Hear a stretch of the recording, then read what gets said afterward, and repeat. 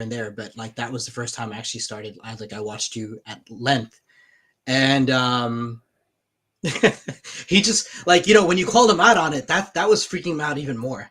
He was like, you need to let me make my baseless assertions, and I thought like by sticking to your guns, that was really great, because most people don't would let people get away with nonsense like that. And you did a great job, even though the moderator was like begging you to just let him keep doing what he was doing. Yeah, James's moderation is not the best. Well, in general, though, every time a moderator, if they even appear to take sides, there's always like people talk about it for weeks and weeks and weeks afterwards. And so a moderator has his or her own credibility to worry about. But and normally, like in every other debate, I've probably seen like presidential debates and stuff, like, of course, yeah, moderators shouldn't be taking sides. But I think that's the only time I've ever run across, and it's like, I really wanted to hit the moderator on the head and be like, he's abusing all the rules of decorum and decency, by the way he talks and argues.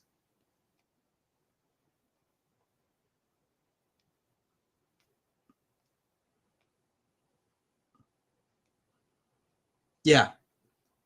So the you have to appear impartial, but at the same time, like, but I was saying though, but everything is on a case by case basis. So like, if like one debater is just being disingenuous with their style of argumentation, forget about actually what they're saying, but their entire style is like pretty like besides the point also, like. And have you got tissues on your ears? Yeah, sorry, that's me just stopping the sweat on my I see earbuds.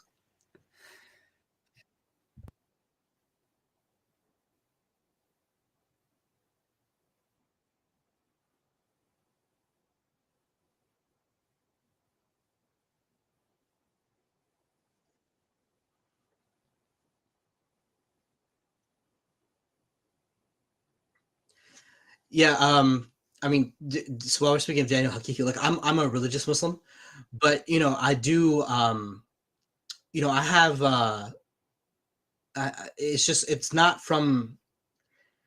It wouldn't be the way Daniel Hakikatu goes about it, because it's like this reactionary fundamentalism, which like I had to grow out of. But I think like one thing he was harping on like recently on his own channel was there's Ilhan Omar, who's the U.S. representative from Minnesota, and she wears a hijab, but she votes, she's a Democrat, so she votes like pro-gay, pro-trans things. And as a religious fundamentalist, he like freaks out. So he had a big post on his channel about how she's anti-hijab, and I had to be like, she literally wears hijab in the U.S. Congress, so she can't, because she was supporting the protesters in Iran, the women who want the right to not be forced to cover up. And so like the whole crowd was just like piling on Ilhan Omar, and it's like, well, she clearly can't be anti-hijab because she wears the head covering herself. So his entire idea of being religious is being as reactionary as possible.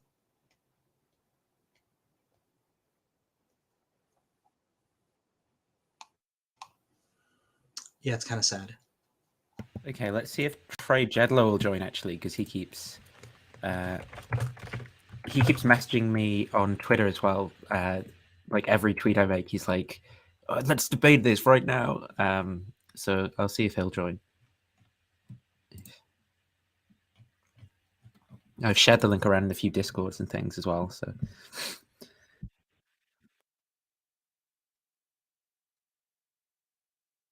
Oh, okay.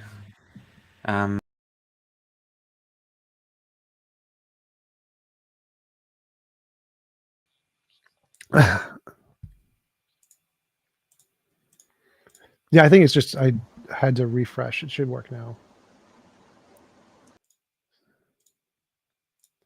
Share. Optimistic theology, dude. I like that. It's a nice name. Thanks. Can you hear my voice, guys? Yeah, we've got it. I can hear your voice. Okay, great. It's like whenever I wear my headphone, like whenever I plug in my headphone, like weirdly, either my camera does not work or like my microphone does not work. That could be in the settings where it like selects your default device, because I had to deal with that too, because I have like 3 TVs and they would switch the audio from the default microphone, or the default like speaker from each of the different TVs whenever I plug it in. Would you mind just muting yourself when you're not talking though, just because I think you've got like quite a lot of background noise coming through as well. Oh, okay. Sorry, just. But if you're about, but I think you're about to say something, so don't worry. But just when you're not talking. Yeah, I'm going to mute myself right now. Okay, I thought you were about to say something though as well. So don't. If you have questions for Tom, that's kind of like the point of calling in, I guess. So, Tom, if I could, Yeah. Nathan, you've been making more explicitly atheist videos lately instead of just generally agnostic. Oh, I did want to ask about that. Are you an atheist again? Because last time we talked, you were a Christian. Yeah, I'd say atheist now. Yeah. I think last time we talked was probably about a year ago, really, almost to the day. I mean, it might be a couple of weeks, give or take. So, yeah, I think the position felt too strong for a while, and it felt dogmatic. And I think that's largely because of basically the rhetoric of apologists as well. So it's it's like so I think almost one of my first debates that I watched online actually was when you debated inspiring philosophy back in the day, like maybe 3 or 4 years ago now, right? Yep. And I remember you saying like I'm a naturalist to IP, and I remember him saying like, oh, you don't want to be as if it was like a dirty position or something, as if you just said I was a Nazi, the way he kind of reacted. And I don't, I didn't know anything really about naturalism at that point, but I just got the impression initially, well, yeah, naturalism must just be this really kind of repugnant position that only a kind of lunatic would adopt or something. And I think that they do a similar sort of thing with like atheism as well. So it's, well, if you're an agnostic, it's more sort of, you're responsive to reasons from both sides. It means that you're aware of all the arguments, but you're not being really dogmatic. But I don't think it has to be like that. I think you can say, look, this is the way that I think the world is. But if there are some good reasons to abandon this position and be a theist, I'm still open to them in principle. But I just don't actually think there are any gods that exist. And so it's like, yeah, that's actually a good description of my belief currently. Yeah, I think there's a big difference in the way that it's seen from like a colloquial perspective versus like an academic perspective, because like there's that common retort that, well, can you prove God doesn't exist? Well, then you can't be an atheist, you must be an agnostic, kind of a thing. And that sounds reasonable to most average everyday people, because you would think that you would need to be able to prove something to really claim you have knowledge. And it's not until you really look into the philosophy that as long as you like have some kind of evidence to make it more probable than not, then you can claim you have knowledge, even if it's not certain. And without understanding that, it seems like you're taking on this massive burden of proof by being an atheist, to say that you can prove there's no God, when really you're not. It's not really what it means. And that's why it's the sort of like popular atheists are like, well, what we mean by atheists is there's no reason to believe. That's why they did the popular definition instead of like the God does not exist one, to try to avoid that kind of criticism. I think it's sort of like if you go up to the average person, right, and you say, well, what's your argument that shy intuitive fairies don't exist? Well, most people aren't going to be able to provide you with an argument, but they positively don't believe in shy intuitive fairies, just because if you were to ask them to list like everything that they think that exists, shy intuitive fairies just wouldn't be one of the things that they think exists. It's just, so you can cash that out in that way of like, well, yeah, they're just kind of like ignorant or lack of belief. I think that's one way of doing it, but you can say they positively don't believe for some people who have maybe thought about such things as well. And I think that, yeah, the way that theists kind of try to present the discourse is as you said, like you've got to have this argument against the position, but that just, it's more like it's just an entailment from naturalism, right? So if your position, if you kind of slide more towards a naturalist worldview for metaphysics, whatever, as I happen to have done, it just sort of follows that there aren't any gods that exist, right? And it doesn't mean that you're not open to changing your mind or anything like that, but that's the way I've gone. Sure. What were you asking? What's your name? I can't see it because it's blocked by the settings thingy. No. No. Hey, yeah. Well, thanks. So I wanted to submit something to both of you as official atheists now. So look, I was a religion major in college, and we studied Carl Jung and Sigmund Freud as part of our religion courses. And so what if let me concede to you, Nathan, that naturalism is the way it is, right? Because it's, if nothing else, it's incredibly useful. Like I have a profound sense of divine influence in my life. But sure, like I mean, naturalism does explain everything. I'm not gonna, there's not much basis for me to challenge that. Basically everything. And the more you think about it, by the way, the more profound it is, our evolutionary history. Like I was just watching a YouTube video of like someone pointing out where the glaciers were moving in his state of Rhode Island. And it's just so incredible to think about. Like 200 million years ago, ice was like flowing like a river, for to use a metaphor, and just scratching up the rocks that we all walk around. It's pretty amazing, actually, just rocks, and geological sense of time is pretty profound. But so what if, though, drawing off Carl Jung, these are myths that we live by, and these myths came about, okay, because, I actually really like Sam Harris, because he kind of concedes that there's probably something in our human biology, psychology, hardware that like allows us to have a religious experience. And so in every culture, you have like very ascendant men and women, and then like a cult or following develops around them, and then those grow into the major world religions, and this gives us profound meaning. Would you have an opposition to someone carrying out their life, just understanding it that way? Do you want to go first, Tom? Sure. I mean, I think we definitely have an evolutionary drive to make us religious. I think that's why it's so popular. It's like type 1, type 2 errors, I think, is probably the biggest reasons, and anthropocentric fallacies. And I think that you should always prioritize what makes you happy over what is true. I think happiness is more important than truth. So if it does make you happy to be religious, you should absolutely do it, as long as you're not like crashing planes in the buildings or whatever. Then yes, I would think that happiness is way more important than truth, and you should only pursue truth if it's something that's like important to you.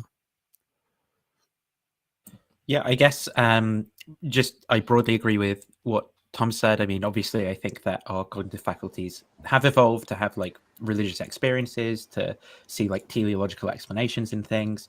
And I think there's all sorts of evolutionary mechanisms as well involved in people like adopting religious identities, for example, to demarcate what kind of groups they belong to and for social cohesion and stuff as well. Now, that I don't think can justify just any sort of religious belief, though, as well. I mean, because I think I can also tell an evolutionary story about, for example, why I might get angry or like want to kill someone or something like that on certain occasions. And that doesn't mean that I ought to do those things, just because I can kind of tell an evolutionary story about where those faculties come from. But I also don't think it just completely undermines it for everyone as well. So the type of religious belief that I'm really bothered about sort of disavowing people of is where people's religious commitments where there's like a competing epistemology with mine that then makes truth claims about the world, right? So if someone's religious beliefs are basically about making them happy, maybe there's a few kind of like ethical things where then they participate in a social group or they love their neighbor or something like that. I'm sort of fine with that being the way it is. But when they start saying, the world's 6,000 years old, or you shouldn't get a blood transfusion or something like that, that's when I care about kind of like disavowing the person of their religious commitments, because then they've now like adopted a kind of competing epistemology with mine. Now they're making claims about the way the world is that come into conflict with the way that I think the world is as well, and I don't think that that's okay when there are like bad behaviors that lie upshot of those beliefs. Do you want to say something? Yeah. Thank you. Yeah. So like, I got really excited about this because like my channel, my YouTube channel is to counter, stuff like that kind of stuff, fundamentalism and like traditionalist views about like eternal hell and stuff like that. And like when Tom said, like, I think like he said like happiness matters more than truth, right? And I mean, I think I agree with that somewhat. But what I would say is that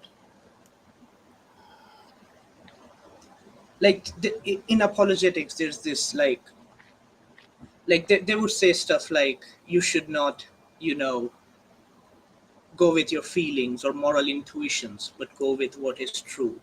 And it's like they pretty much appeal to like their books, you know, scriptures and stuff like that. So it's like it's almost like question begging, you know. It's like gee, they just get so we just end up discussing whether their scriptures are true or not, and whether everything in those scriptures is true or not, you know.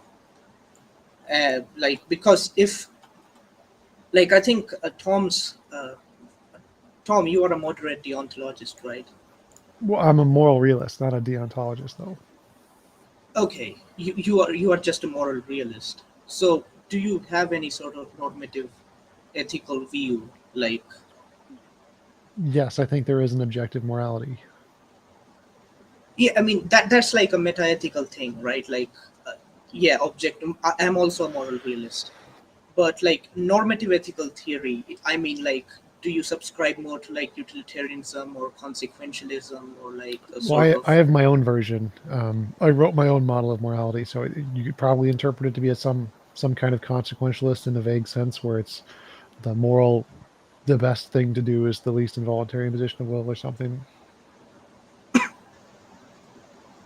the best thing to do is The least sorry, involuntary imposition of will. okay, okay, yeah, that makes sense, you know. Sounds about right. Yeah. So, like, I want to ask you, Tom, like, you have debated a lot of people. You have debated a lot of, you know, people who have this kind of divine command view, you know, sort of like traditionalist views, right? Uh, so, in your view, how would you like, if you had to like perhaps persuade people or just like give them a sort of like small pieces of evidences, you know, to not like, you know, overwhelm them or anything, but like just, you know, uh, help them escape the sort of traditionalist mindset, like what would you do? Well, my goal has never been to convince people, so I don't try to change people's minds. I think that if your goal is to change people's minds, the best way to do it is to present facts that are incorrect about the holy book, and um, that there's a better moral system of like why the Bible is immoral or whatever. And those two things seem to be the two factors that convince the most people to leave the faith. So if you're trying to convince people, you should focus on the factors that cause most people to leave the faith, and those would probably be the top two.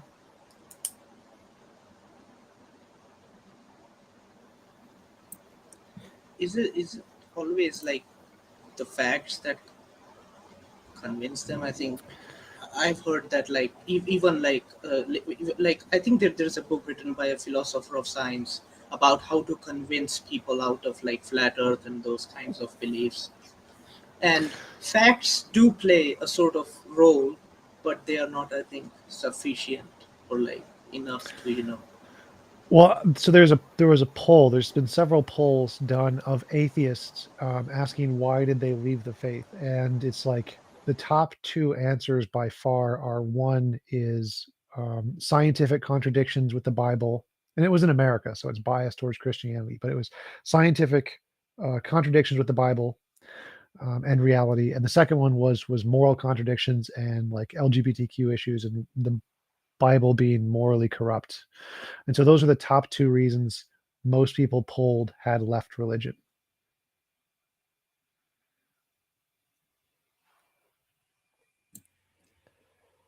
So yeah, if anyone wants to call in who's watching, by the way, the link is just at the top. So I saw someone called Aldadrazi who might want to call in. Seems like they'd be fun, just going off of the name and logo.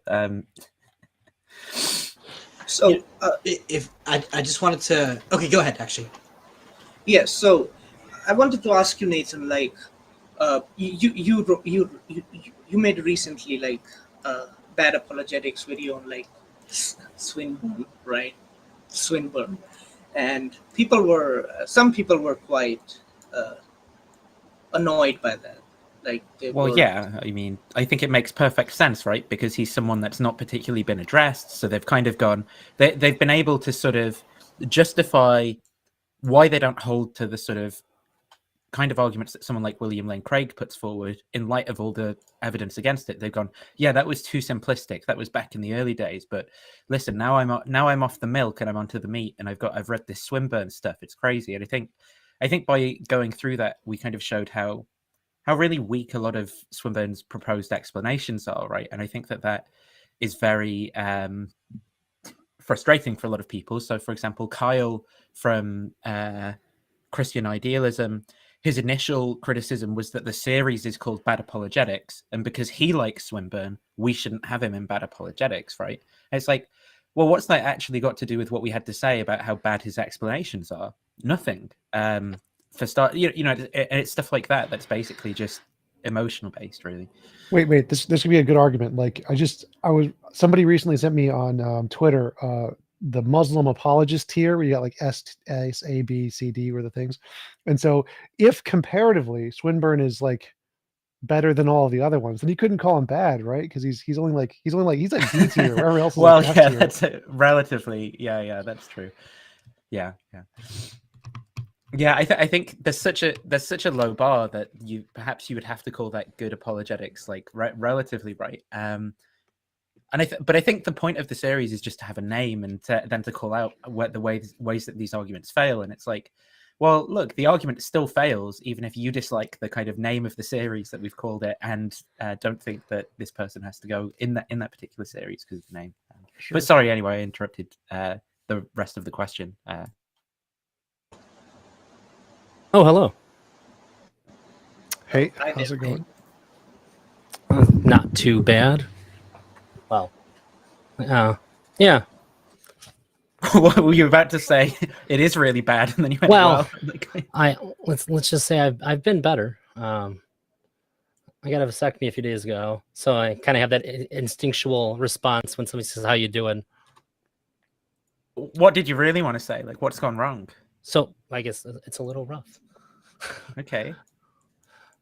Can we help? Well, not with that. But I'm sorry. I got like I got bad echo. Have you got the tab open on the other? You need to close the tab. Yeah. YouTube well, yeah, chat. I definitely muted YouTube. We do not hear it, so it's only on your end. Yeah, I think so. Huh, weird. Okay, well, yeah, I guess I can deal with it. I was watching you guys. A friend of mine sent me the link and they said, "Hey, you should go join this." What is your position? Are you a theist?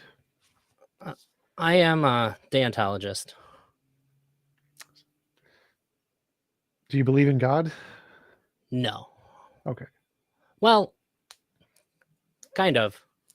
It's like, I guess that's a really interesting question. So whenever somebody talks about God, I say, like, what does God have to be God to you? Because there's a lot of different criteria. I'd say creator of the universe, mind of some kind. Those are probably the two big ones. So I think creator of the universe is, for lack of a better way to put it, I don't mean to load, is like kind of an immature view to have of God.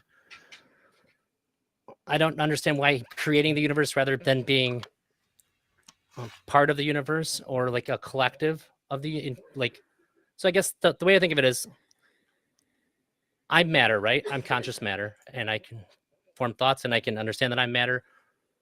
So that's just like at this level. I can't discount the fact that all the matter in the universe could also manifest consciousness as well.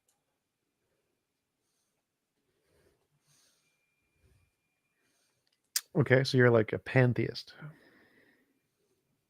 I'm sorry, what was that? The echo kind of. Pantheism. Pantheism is the view that God, the universe is God. That it's like a collection. Well, I certainly can't discount it. I think any larger amount of like matter than like the kind of beings that we're used to, like humans and animals and all that, if it was like a larger collection of matter and like energy that has emergent consciousness, we'd probably call that God, no matter how expansive it is. Okay, if no people existed, would there be any centers of consciousness in the universe?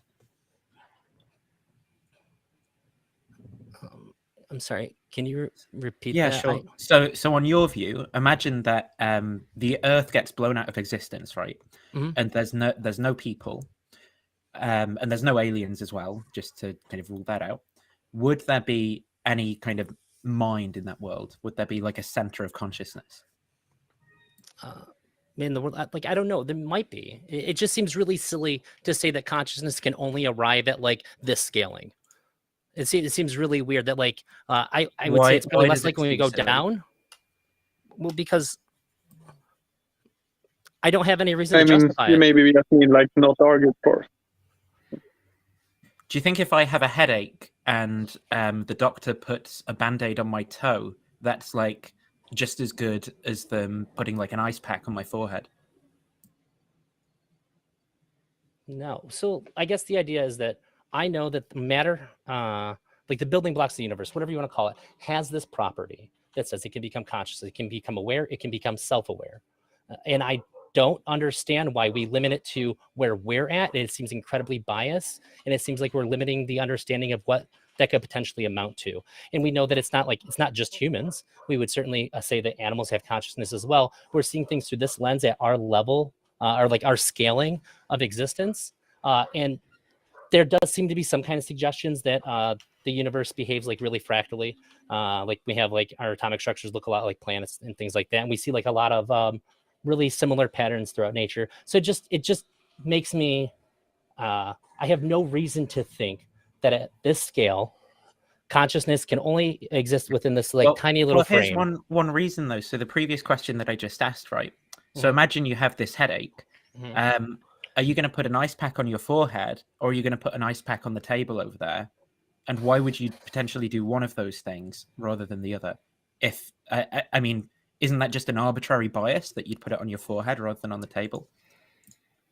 No, because I've seen ice packs on tables and they didn't affect my head, but I've never been able to experience a larger collection of matter and how it would experience it. You're kind of like, it's kind of like me saying that if we knew for certain that there were beings on like another like exactly where we're at, just like parallel, and we knew it for a fact, I would still have no idea how to tell you like how to explain what that would feel like, or how I could like fathom any of their experiences, but it wouldn't make it any less true.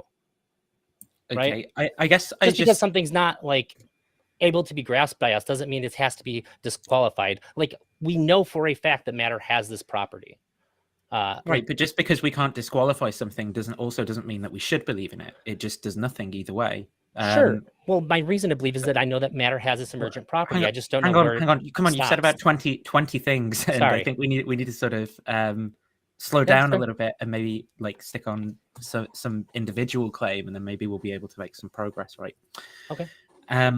So I heard you say quite often that that you just didn't have any reason to kind of prefer the idea that consciousness only exists, for example, in things like brains or nervous systems over anything else, right? Is that correct? That's what you believe? It seems like that's how we experience it. It seems to point that way. Sure. Okay. So why is it that, for example, you might not want to step on a puppy, but you don't mind stepping on the pavement? Because I Because can. for all you know, couldn't the pavement be experiencing pain in the same way that a puppy might? Yeah, sure, that's possible. I don't have any reason to think that it does. What we would say as pain, how we would identify pain, there is nothing that signifies that to me. But when we're dealing with something that, but this is still like, these are all things that are easily isn't that viewable a through our relevant lens. difference, though? Isn't that then a relevant difference between the two? Isn't that a reason to think that, in fact, okay, you can't absolutely rule it out, but because there's no discernible difference either way, it's not a reason in favor of it either. So maybe we think, okay, the puppy's in pain if we stand on it, but the pavement isn't. Isn't that a relevant reason? Okay, sure. I think the reason why we're talking past each other on this is that you're attributing consciousness, which is true, to like biological organs, which is absolutely true here. But I'm also looking at it and saying that it's kind of a fantastical thing that the whatever makes us up, like I don't know if we how far down the like chain of like quanta we want to go, but the things that make us up can form in a way that has the emergent property of consciousness, and it seems like this Well, works I really don't think well. it's emergent, but I would say I Well- agree that it's like really cool that there are conscious things. Yeah, so I know that matter has this property. The matter arranges itself in a particular way. Consciousness is. Experience happens. So when we go up in scale as well, there may be ways that it can form to have something either identical or similar enough to where if we could interact with it, we go, oh, this is like what I experience. It might be a little bit different. Yeah, okay, Similarly to sure. how our experience to an ant's would be different. The ant could never fathom us. Yeah, I understand what you're saying. So I think that this is the argument that a big universe looks kind of like a brain, right? So the universe is probably conscious like a brain if we think brains are conscious. Is that sort of what you're saying? I would have never put it into that framing. It's just as simple as that. If matter can become conscious, because I am conscious matter, I don't feel super comfortable saying that it has to be exactly like this. It has to be within a frame that I can examine and interact with for me to say that this is how it has to be always. It So just seems like, for all we know, right, the universe at a large scale is conscious. yeah, there could be a collective consciousness of all the matter for all we know, and it would And be for- and impossible for us to similarly- interact with. Similarly, for all we know, the universe at scale isn't conscious. Sure, I would say the only thing that leans me towards one rather than the other is that we know that matter does have this property A particular to become like self-aware, scale. aware Would- and right. then self-aware. Would you say the same thing about every property that matter has? Like water is wet. Is the universe wet? I would say that the universe can be wet. We'd have to look at it in its entirety and determine like how much wet versus dry, and then we could come to that conclusion. Sure, I would say I wouldn't know, but maybe. Yeah, Well, so one of I the don't things. really know how to answer the question if the universe is wet. Like it has wet parts. Maybe that makes it wet. There's a lot of wet things in the universe. Yeah. Yeah. Well, so one of the things I'd say is seems to be this property that information can't travel faster than the speed of light, and the universe is big. So to think that there's like some kind of contravening consciousness that spans the universe doesn't seem to Mhm. make sense to me, because even if the universe was an entire big brain, there's no way for the idea to go from one side of the brain to the other, because it's just too big. And so I think that It just goes slowly. Like Why are a you slow ruling thinker. out? Why are you ruling out non-physical thoughts in the Uber brain? Well, I was going to say, I might give you some fuel to meme on me here, but it seems like when we change scales in physics that the same rules don't necessarily apply. Even when we look at, there's a lot of things that we can't explain about the behaviors that we witnessed in like large celestial bodies that don't seem to line up with our ideas about physics. And certainly when we first discovered the super small parts of the universe, it broke all the laws. They were like, this shit goes right out the fucking window. So if you take the entire universe, which is we have like estimates that are based on what we can observe, and I have no. Well, I think we understand, right? It's just gonna. This is just kind of, I guess, to drive the point by saying, yeah, it's like pretty wild, whatever. I think an identical argument can be constructed. You know, as Tom was sort of suggesting for wetness, but I think you could do it maybe for like the universe photosynthesizing or something, right? Like something like that. You could just say, well, look, like photosynthesis, it takes place at this particular scale in the leaves of plants. But I mean, look, planets and solar systems are kind of like atoms in a way. And then you get at this big scale, and the universe is actually kind of like a leaf that's photosynthesizing at the big scale. And you can make it an identical argument, I think, for that. For all we know, it's like that. I mean, you can't provide me the reasons against. And Maybe it is that like photosynthesis seems to Eldrazi more like a mechanism, and consciousness is more like this, I don't know, like private essence kind of thing, which you can't in principle detect. I guess I don't understand why that makes a difference, though. If the relevant feature is that there's something that exists at a particular scale that doesn't at another scale. And so the way that the argument's working then is that for all we know, there's a similar thing that happens at a further scale somewhere up, right? And I think you can just make the same case for photosynthesis, where you say, well, photosynthesis, it works at this medium scale, doesn't work at the smaller scale, but for all we know, things come together at this bigger scale such that they're photosynthesizing there. Okay, I understand what you're saying. And there's two things that I'd really like to like strongly impress here. Is one, that I'm certainly not professing certainty here. I just think that it's important to not discount this idea, because if we're going to consider God, it's Wait, kind why of is an it important important? idea. Well, What- I was getting there. So if we're talking about God, which would be say like, can we at least agree that in this context, when we say God, we're talking about like a larger, higher consciousness? Is this like is this vague enough to like meet the qualifications that we'd all agree on? I don't understand what higher means, but larger, sure. Okay, yeah, that's I'm trying to. Do you mean like really very spread it powerful or thin. something? Like I maybe don't know what maybe a very that powerful consciousness would entail. Yeah. I'm More high. speaking very fuck, I always mess up the word colloquially. I can't say it right. I always mess- colloquially, yeah. Yeah, when I say like a higher consciousness, do we all have like a vague general sense of what that means? I don't think I do in the sense that you're using it though, because when I think I would about use what it the you're same saying, way a Christian would say that God is a higher consciousness. Is it like I- he's worth more than us or something? That it's more expansive. Like it's something Yeah, it's bigger. something so yeah. Like I agree with bigger or higher, however you want to imagine something that would be more than what our consciousness is. more in what sense? Like value? That's such a weird way to ascribe it. I think that we would inherently value Worthiness? something like that. Well, it's like, so size is an option. It could literally be a bigger brain, On a or cosmos level. For the Yeah. cosmos. Like I mean, that's why I think it's really interesting to ask people what God has I think a to problem- be, anyways.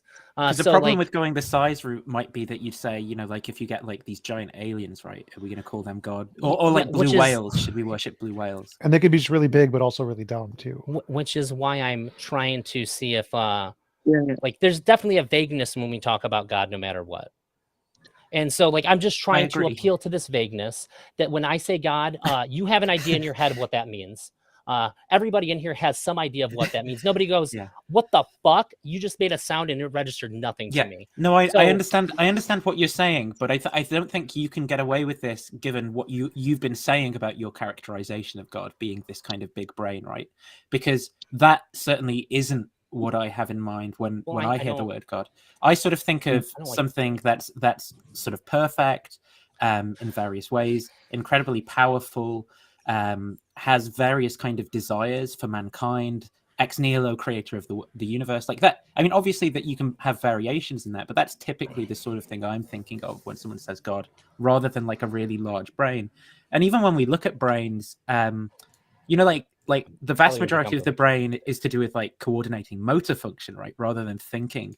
So you know, if you get like a massive brain, then maybe like all of that extra gray matter is just coordinating all of the extra space moving around within it or something. Like, I mean, so I don't know what like spatial scale really does here for me. I think we have to kind of switch.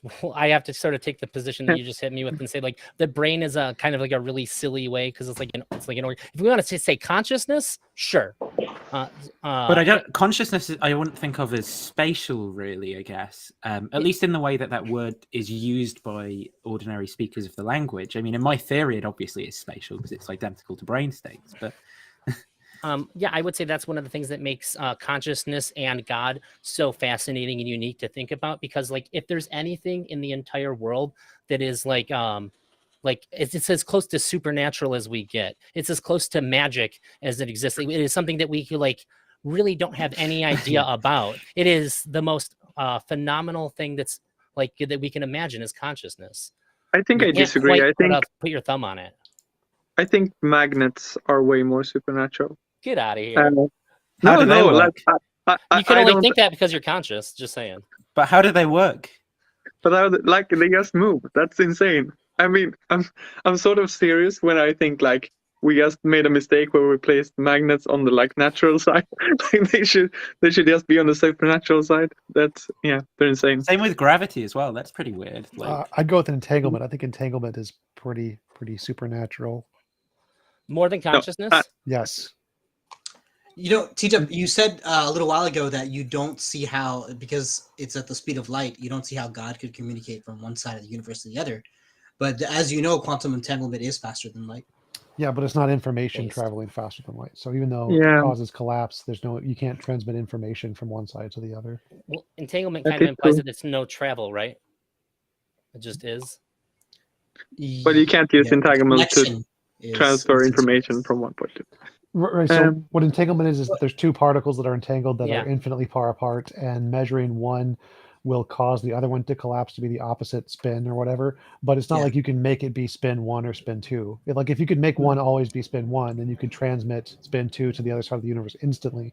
But it doesn't happen that way. So it's not like it's still going to be random whether it's spin 1 or spin 2. You're not actually conveying also, information. that's on like one of 3 interpretations of quantum mechanics.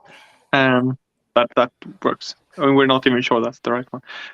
I want to Nathan. Did you used to be a panpsychist a while Not ago? really. I mean, I think You had an I think idealist I was mindset? probably an idealist for a phase. Yeah. And I think that this was probably as I deconverted from Christianity, but was left with all the like heavy metaphysical baggage of the theists and stuff. And so it was like, well, you know, I'm just going to go into this position that's as weird as possible because I'd been kind of socialized into philosophy in that way, I think. But Yeah. So I used to flirt with panpsychism, which sounds similar to the thing you're mentioning, Drassi. And you know, I can relate to the sort of thing where you're like, well, I know I'm conscious, and presumably other people are conscious as well, and presumably monkeys, and presumably mammals, maybe lizards, and at some point it feels and it sort of feels arbitrary to but not mice, or I wouldn't say that. And yet feel Yeah. but it feels weird to put in a stopping point, and I get the sort of simplicity charm of saying hey, let's just not stop. yeah, Let's put it just everywhere. whatever. Yeah, whatever. Yeah, the way I wouldn't be well, I have a weight, and other mammals look, has a I weight. can't but tell you. Presumably not flies, right? I can't tell you exactly where the border of the country is, so the country must be everywhere. Well, I didn't. That's the thing too. You keep acting like I'm proposing certainty about this. I just No, think it's it's not really certain, good to keep but in you're mind. saying something, right? If you're saying something, then it has to have some content to it. It can't just all be so I think you can say something clearly, but be like, I'm not very confident in this. So that's what I'm nitpicking about is actually adding content to what you're proposing, not how confident that you are in that particular content, right? But if it's just vague, it's just way faster to not add in all the steps of vagueness that you all the hesitations. So maybe it sounds like he's proposing things that you wouldn't say because he's not adding in all the caveats. Let's say, have you seen the game where they place there's a quiz show and they get to place money on each option. So there's some question what's the capital of Iceland, and there's 4 options: Reykjavik, Oslo, Stockholm, Multiple choice. Gothenburg. Yeah, and then you have you start with $1 million. So then you get to place your money, as much money as you want on each alternative, and then all the wrong alternatives, the money will drop. So all that money will disappear.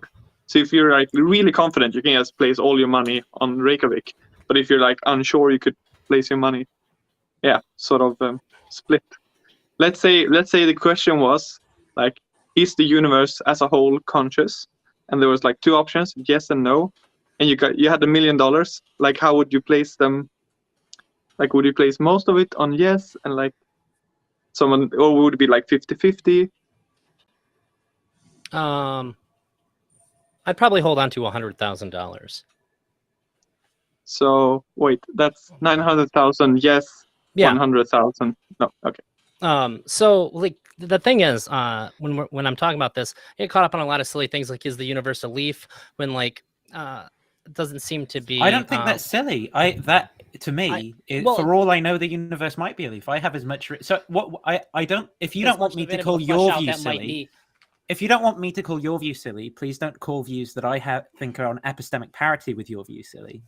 Okay. Well, I guess with as far out as I've been able to explain my idea, that probably tracks. But with as much as I consider my idea, before getting questioned about it, it does seem silly when I have my whole idea in my head. Does that make sense? I'm saying that what I actually think that would be silly. So I agree. Yeah, sorry. What evidence do you have to think that this is more than just possible, but it is the case. So I think it's like it's logically possible that the universe is a leaf. There's just it's a giant leaf of some kind, but I don't think there's any reason to believe it's true. And likewise, I think it's possible that the entire universe is conscious, but I see equally as little reason to think it's true. So, do you have any reason to believe this is the case other than simply the fact you think it's possible? Sure. So I think that one of the reasons why it's worth considering is there a God? Is God at all? Is that for pretty much as far back as we go, God's been on the table. Why? Well, When this is a somebody reason says to to me, consider the view, but it's not a reason to think it's actually true, right? I think that's what Tom's asking for, justification for the view rather than why it would be important if it was true. Okay, well, like, hold up. Let me finish it. So, God has always been on the table, and one of the reasons why God has always been on the table is that people report having revelation, like. I don't know how many other things where people have no contact with each other, where they all sort of arrive at a similar conclusion like this. We have cultures that expand through time, like vast amounts of time, all across the world, and they all have like really similar conclusions. And I think that indicates that there's something occurring here. And I'm not very comfortable saying like this person's right or that person's right, but it seems like there's a pattern. How does your theory explain this data point? Yeah, I'm sorry.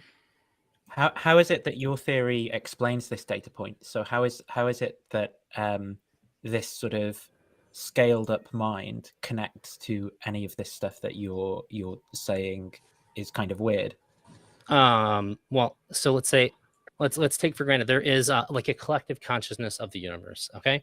I think that it's super easy for something at a larger scale. Like I can interact with an ant and like a conscious level that makes sense to me, that would be completely out of the ant's ability to grasp anything that happened. And it would be like the craziest thing it's ever experienced.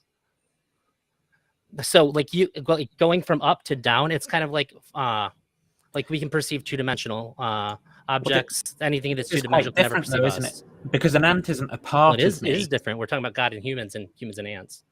Yeah.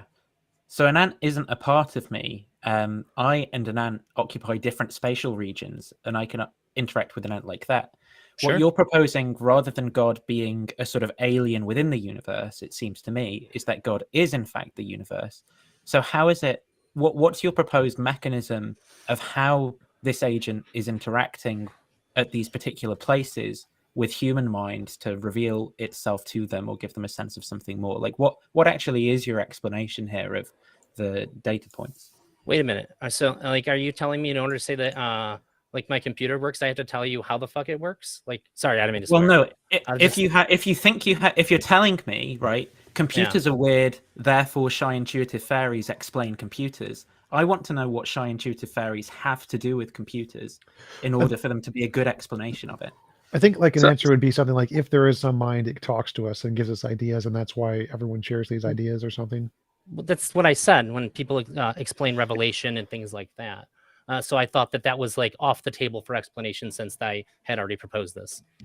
I think it's kind of weird, given that this mind exists at the scale, what I'm saying is what's supposed to be this kind of like mechanism here, or this rule of nature or whatever, such that this might, because I think just saying it just does, right, is just to kind of re-describe the thing to be explained, because you're not explaining anything. Sure, I would say that if it is the case, it would be impossible for me to know how it does interact. Like, how does one know the mind of God? I think that would be a very, very silly question. But then you don't have an explanation, right? You've just repackaged the thing to be explained.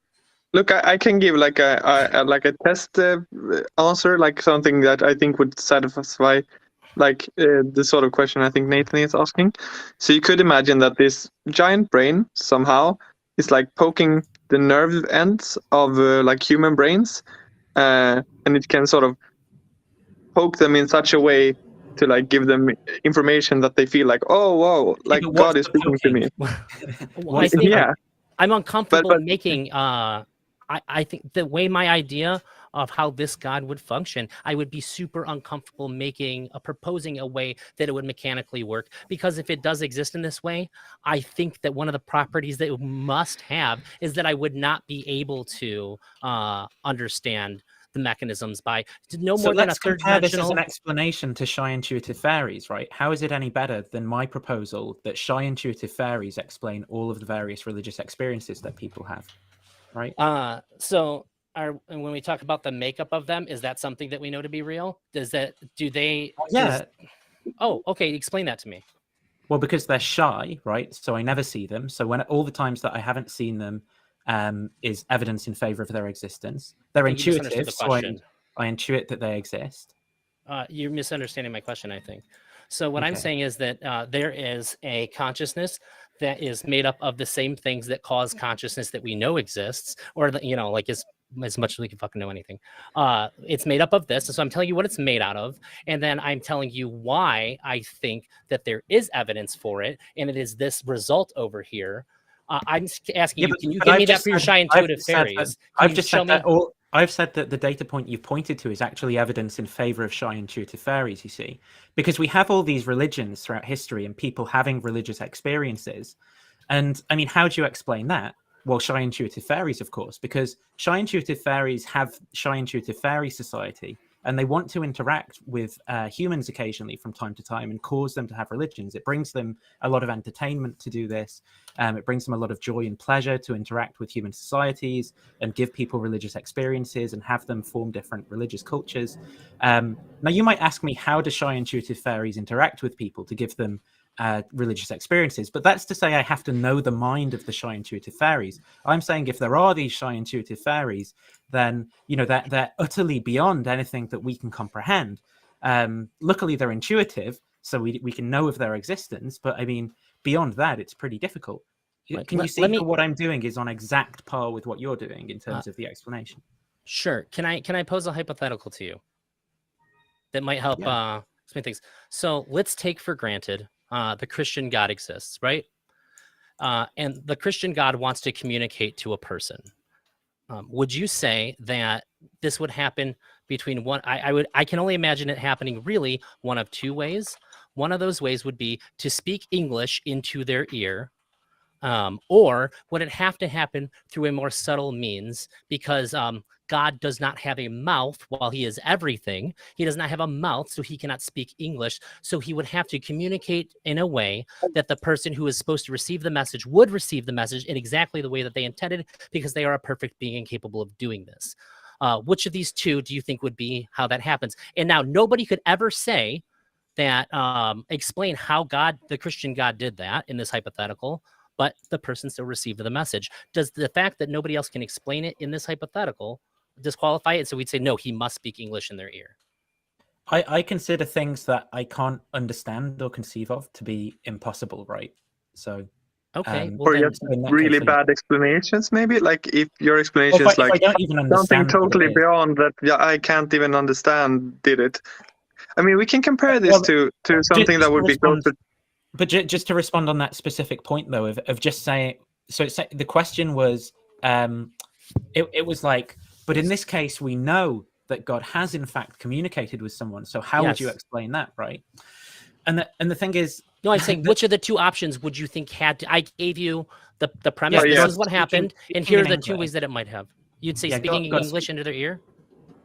Well, or maybe I don't understand that either. I don't actually understand what I'm supposed to be conceiving in that case, right? So how God expressing a message to an individual. No, but I'm saying because of my background knowledge about the world, about how sound waves work and so on, I just don't really understand what I'm supposed to be imagining. So there's a part of what I'm conceiving. That's what I'm saying. Where there's a part of what I'm conceiving where sound waves are starting to vibrate next to someone's ears, but I don't understand what's supposed to be causing them to vibrate, right? I don't understand how God's supposed to be doing that, what sort of causal powers God's meant to have. And so I sort of don't consider this to actually be a possible thing, because I just can't really conceive of what this causal power is supposed to be.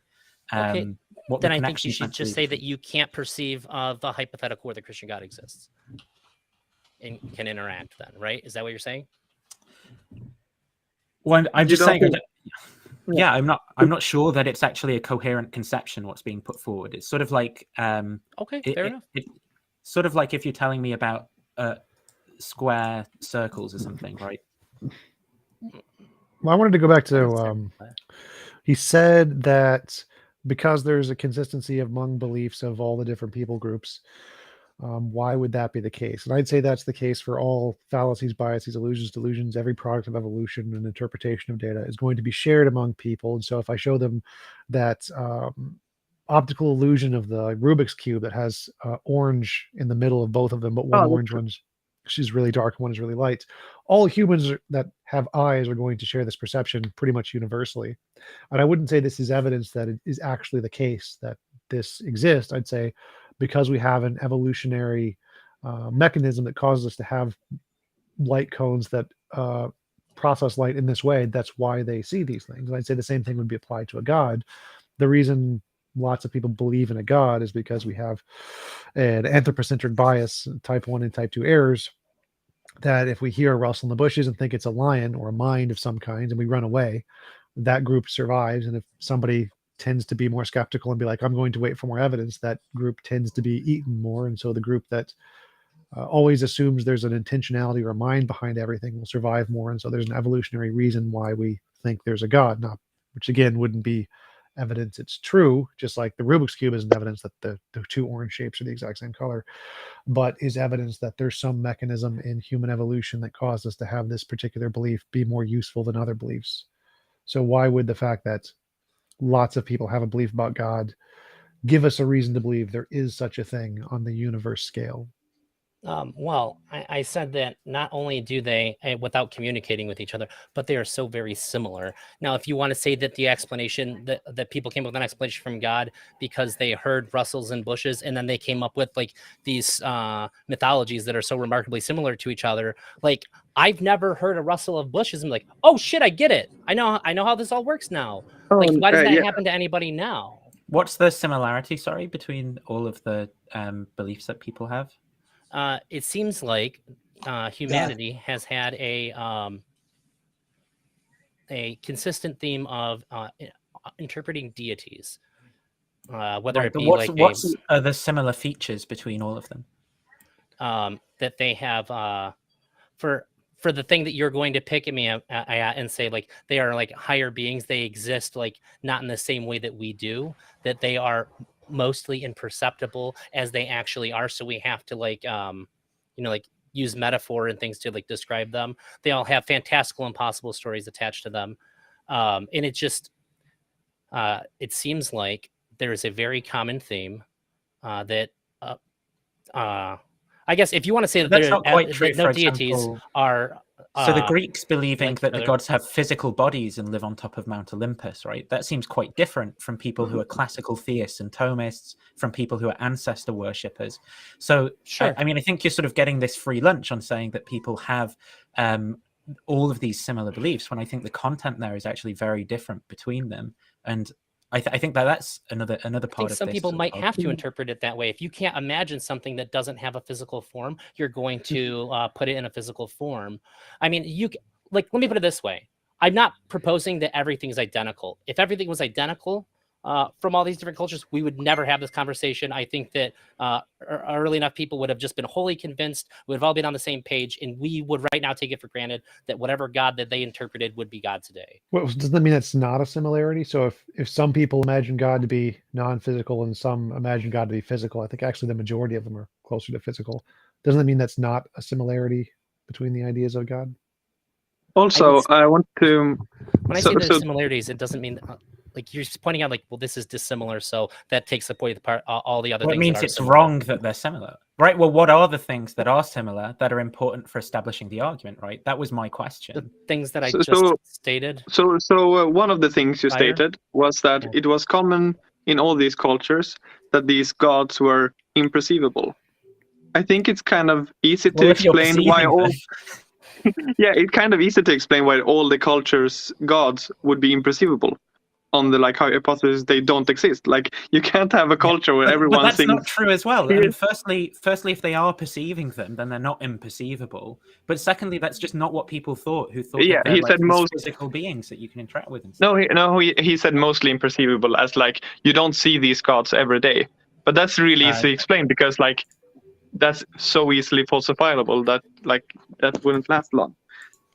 But the other point, I think the more important point is that you said, look, we have a bunch of independent cultures, and they all arrive at some similar ideas. But like in all these cultures, like the people have the exact same organs in their heads. They all have like human brains in their heads. That's a real similarity, right? So like if you didn't know that much science and you're like, well, I can build stuff, so I can imagine something that's like bigger than me that build bigger stuff. I mean, it's sort of an easy interpretation to make, right? Like even if it's false, like if I'm trying to explain something, I'm just gonna like, well, how would I do it? Well, I couldn't build a mountain, so it has to be like bigger than me. It has to be stronger than me. I almost feel like there's part of what I'm saying that isn't getting through here, because it seems like I almost feel like you can't disagree that there is like that when you have matter arranged in a certain way, we get consciousness. And then to say like, well, this is the only way it's ever going to work ever seems very like, well, sure, no one's intellectually immature. I don't say that. Yeah. No one has pushed back on that, and I don't think that thinking that is of my those as biggest intellectually qualifier. immature. And But then that's the other possible things are- thing. So that means that it's possible the universe is conscious. So we agree, but we're going a step further than It's that. And also saying why should we believe it's conscious? More than just saying it's possible. We agree it's possible. It's possible the universe is a leaf. But why would the universe being conscious be more likely than a universe being a leaf? Okay, let me ask you this. Let's say, for example, I said, well, actually, I have experienced revelation for myself. And although I understand that my organs can mislead me and make me think things that aren't real and all those things, however, I am obligated to trust my reasoning and my perception of things that are, I have to trust my senses and my reasoning applied to those things. Otherwise, I can't trust anything ever, and there's no point in me talking to anybody. My presuppositions go right out the fucking window. Just to clarify what I'm hearing, are you saying that in this example, which may or may not be actually why you believe what you believe, you're saying that you have some kind of revelation that isn't defeasible in principle by any reasons that anyone could provide you with? Well, what I'm saying is, if I had a revelation, let's say, in something that I couldn't fully explain. Let's say I witnessed the infinite, and all I can really hold on to is the reasoning that I had when I was there, and I have to know it because I can't. Was it LSD or psilocybin? Which did this to you? I am posing a hypothetical here. Sure. Okay. So, but are you saying it's not to defeasible in principle? Are you saying that wouldn't be defeasible in principle, that experience? Yeah, I think you started with saying like your brain could have misfired. I understand goes out the window.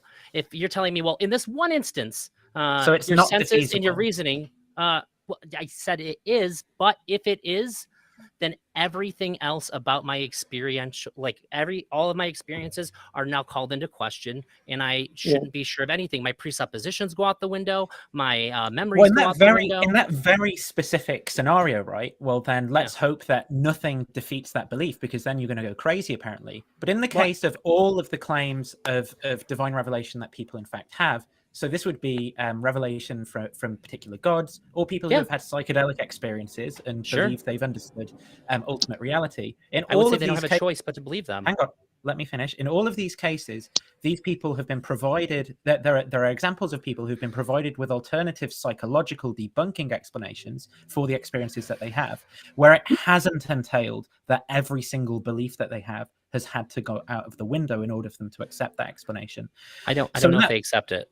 I would very strongly question that they accept it. I've had upwards of 30 psychedelic experiences. At a time in my life, I believed that I'd come into contact with ultimate reality, and I now believe that there's a natural explanation for the experiences that I had. And just 3 weeks ago, I took mushrooms, right? And I thought that in that experience, everything that happened, I understand naturally now, because I've looked at the literature of the cognitive science and the fMRI scans, the Rebus paper by Robin Carhart Harris about what's going on in the brain during those examples. And I've not abandoned all of my beliefs about my experiences, my memory, what I think. But wait. You're skipping a part. You're skipping the part of reason.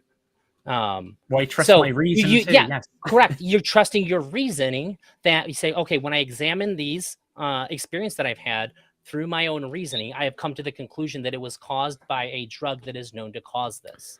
Well, could you help me understand? You said if you doubt this experience, you also have to doubt everything else, all of your presuppositions and things. I would say if I doubt anything that I have experienced and I've applied my own reasoning to it while I'm experiencing it, and it still holds up after the experience is over, then I have to trust it. I must. Otherwise, that's what I'm being I have crazy had is. dreams. I'm not quite following what exactly that means. So let's say I see a leprechaun, and It doesn't have to be anything crazy. You can say, Well, I'm holding no, a can of Red Bull in my hand. Okay. If I were doubting yeah, that, Can someone have a hallucination where they think it's true, and then they of a can of Red Bull, and they come to believe afterwards that was caused by like a brain tumor or something, and it wasn't actually that? I think Elder is saying Well, no. that Before it you would go just that, be the I want to try to hallucination. hold on. I want to try to understand his connection here between if you doubt his experience, he has to doubt logic. That part I'm missing. So because let's I'm say using logic to interpret it. Well, let's say, reasoning, wait. not logic. So let's see. I see a leprechaun. Thank you. Now I'm using my logic and reasoning to try to see this. I can see it interact. I can talk to it, ask it questions. Now, Yeah.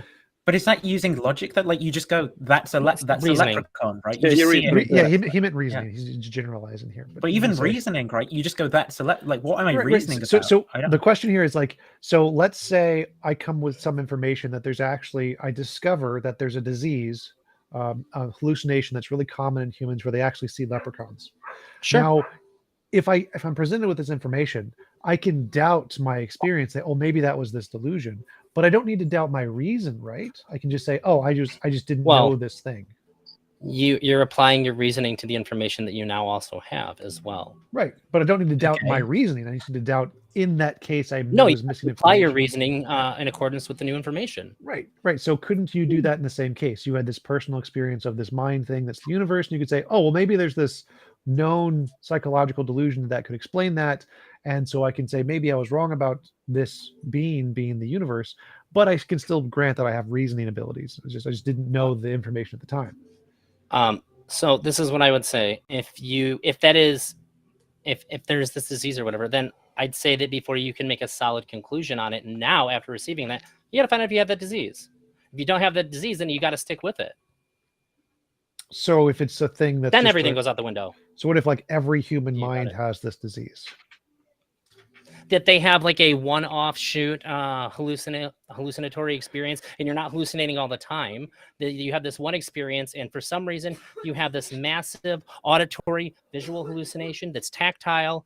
And then Do you know what after it's percentage over, of the you don't have, population well, hang on, and you have no experienced other symptoms hallucinations? whatsoever, and it just never happens again. That you're Do you supposed know to what consider maybe I percentage have of a the disease. population? Do you know what percentage of the population experience hallucinations? One time? Yes. No. Do you know what percentage of the population experiences a auditory, visual, and 10 to tactile hallucination? 25%. 10 to One time? 25%. I think he wants to make it more exact, like that only experience it exactly once or something. Yeah, most say people. that- I mean, most what- people. happened once. But so if we just list one type of delusion, let's list one type called a bereavement delusion. A bereavement delusion is a kind of delusion where people will see, hear, touch dead loved ones. And Okay. they're reported by up to 60% of people who have a dead loved one will have a hallucination of seeing, touching, hearing a dead loved one. Yeah. It's very common. Now, What's it this is caused by? one of over 100,000 different types of fallacies, biases, illusions, delusions. These are extremely common. And we know this is a product of something particular called the brain. It makes mistakes, a lot of mistakes. Okay. So to be fair, this is absolutely a cop-out. If you're saying that we're going to so basically this is what you're telling me. Because we don't accept that they had that experience with their loved one, we're just going to say the brain made a mistake, and that's how it's going to be. This is no more no, that's not justifiable why. than That's not any- why we do it. We any other compare the statement. theories. What we can do is we can look at the two theories and compare them. One of them's a better theory than the other one. So we think when it don't comes to just this- reject. We don't it- reject what they're saying out of hand. We engage in theory comparison between the two. So we take the theory wherein they veridically actually did encounter their loved one, and we compare it to the theory wherein there's this kind of delusion within the brain where they didn't see that, and both of them entail the data point, right, that the person has this experience of seeing the dead loved one. Then what we can do is we can look at theoretical integration. How does this theory integrate with our other background beliefs and commitments that we have, right? There we go. What extra things do we have to background postulate? belief is that doesn't happen. Well, no. So No, it isn't. Not at all. We test this. We didn't just say it didn't happen. What we did was we There's took one the thing you can say testimony. that makes me agree with you.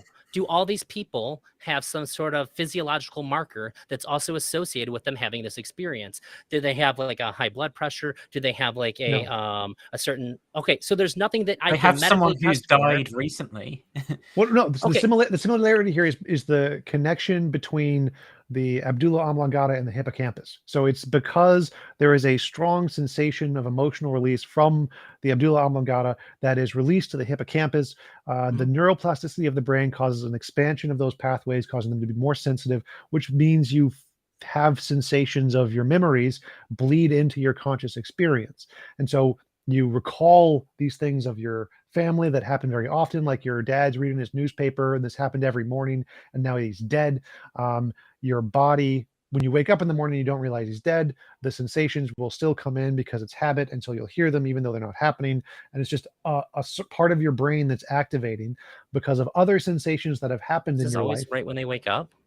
No, that's just one of this happen all the time in lots of different cases. This is just one example.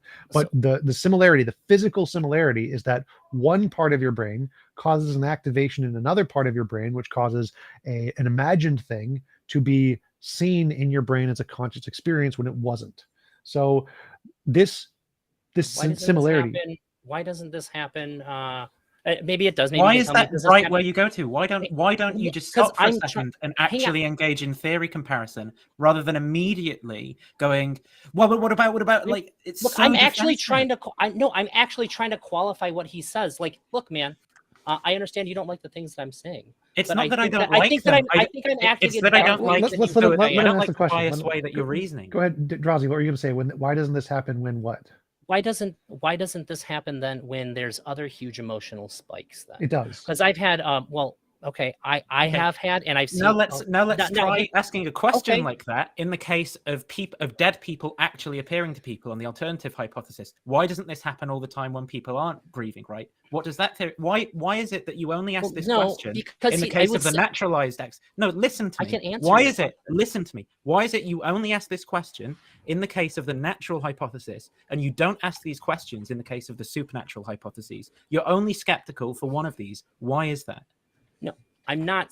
I'm of course I'm skeptical when somebody says that their dead relative has. Yeah, but why are you not asking these same questions of the supernatural theories? As soon as someone offers a natural, I already know what the objections are.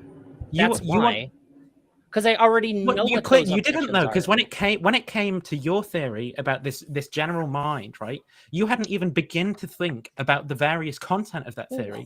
For example, what the laws are supposed to be, what the actual mechanisms are supposed to be that govern the relations between wholes and parts. Yeah, because I asked you and you didn't have anything to say about it. I may not have been asked or considered exactly the way that you've said it, and also this is a different setting for me to be. You just didn't have an answer. Look, Nathan, I mean, we're currently in sort of a heated discussion with Eldrazi where it's sort of established that you and him are very much on different sides. So I don't think it's strange that when you pick an example, like he's going to pick the other side. I'm sure that if you just started to say weird supernatural... But what's frustrating for me is that I tried to ask very neutral questions, right? And we constantly get this what about for all of these natural explanations, which is where the content is specified, right? To a level of detail that we get nothing like in the opposing view. And I hate this bias. Like what? It's so obvious the bias in one direction. But the context of this discussion is that you're on the naturalist side and he's defending the other side right now. Like this is not a situation. I want to get off the meta. I don't care about the meta. I want to go so. In this case, someone sees their dead loved one. They're using their rationality to try to assess that they're really there. They can see them. They can talk to them. They can touch them. And here, I know of this. This is a very common psychological condition. So I seem pretty rational for me to say, no, you probably didn't. You probably had a bereavement delusion. And there is nothing wrong with your brain. This isn't like a psychological condition. This is very, very normal for people to have, because normal brains have hallucinations. It's very normal. And you had a personal experience of the divine. Now, I see that as a very common, well-known delusion. And I see it as the same as the kind of the bereavement delusion and the kinds that people have with religious experiences. Like, for example, NDEs, near-death experiences. People will see their favorite deity. And kids who have NDEs will see a large, fat man in a red suit with a white beard, Santa Claus.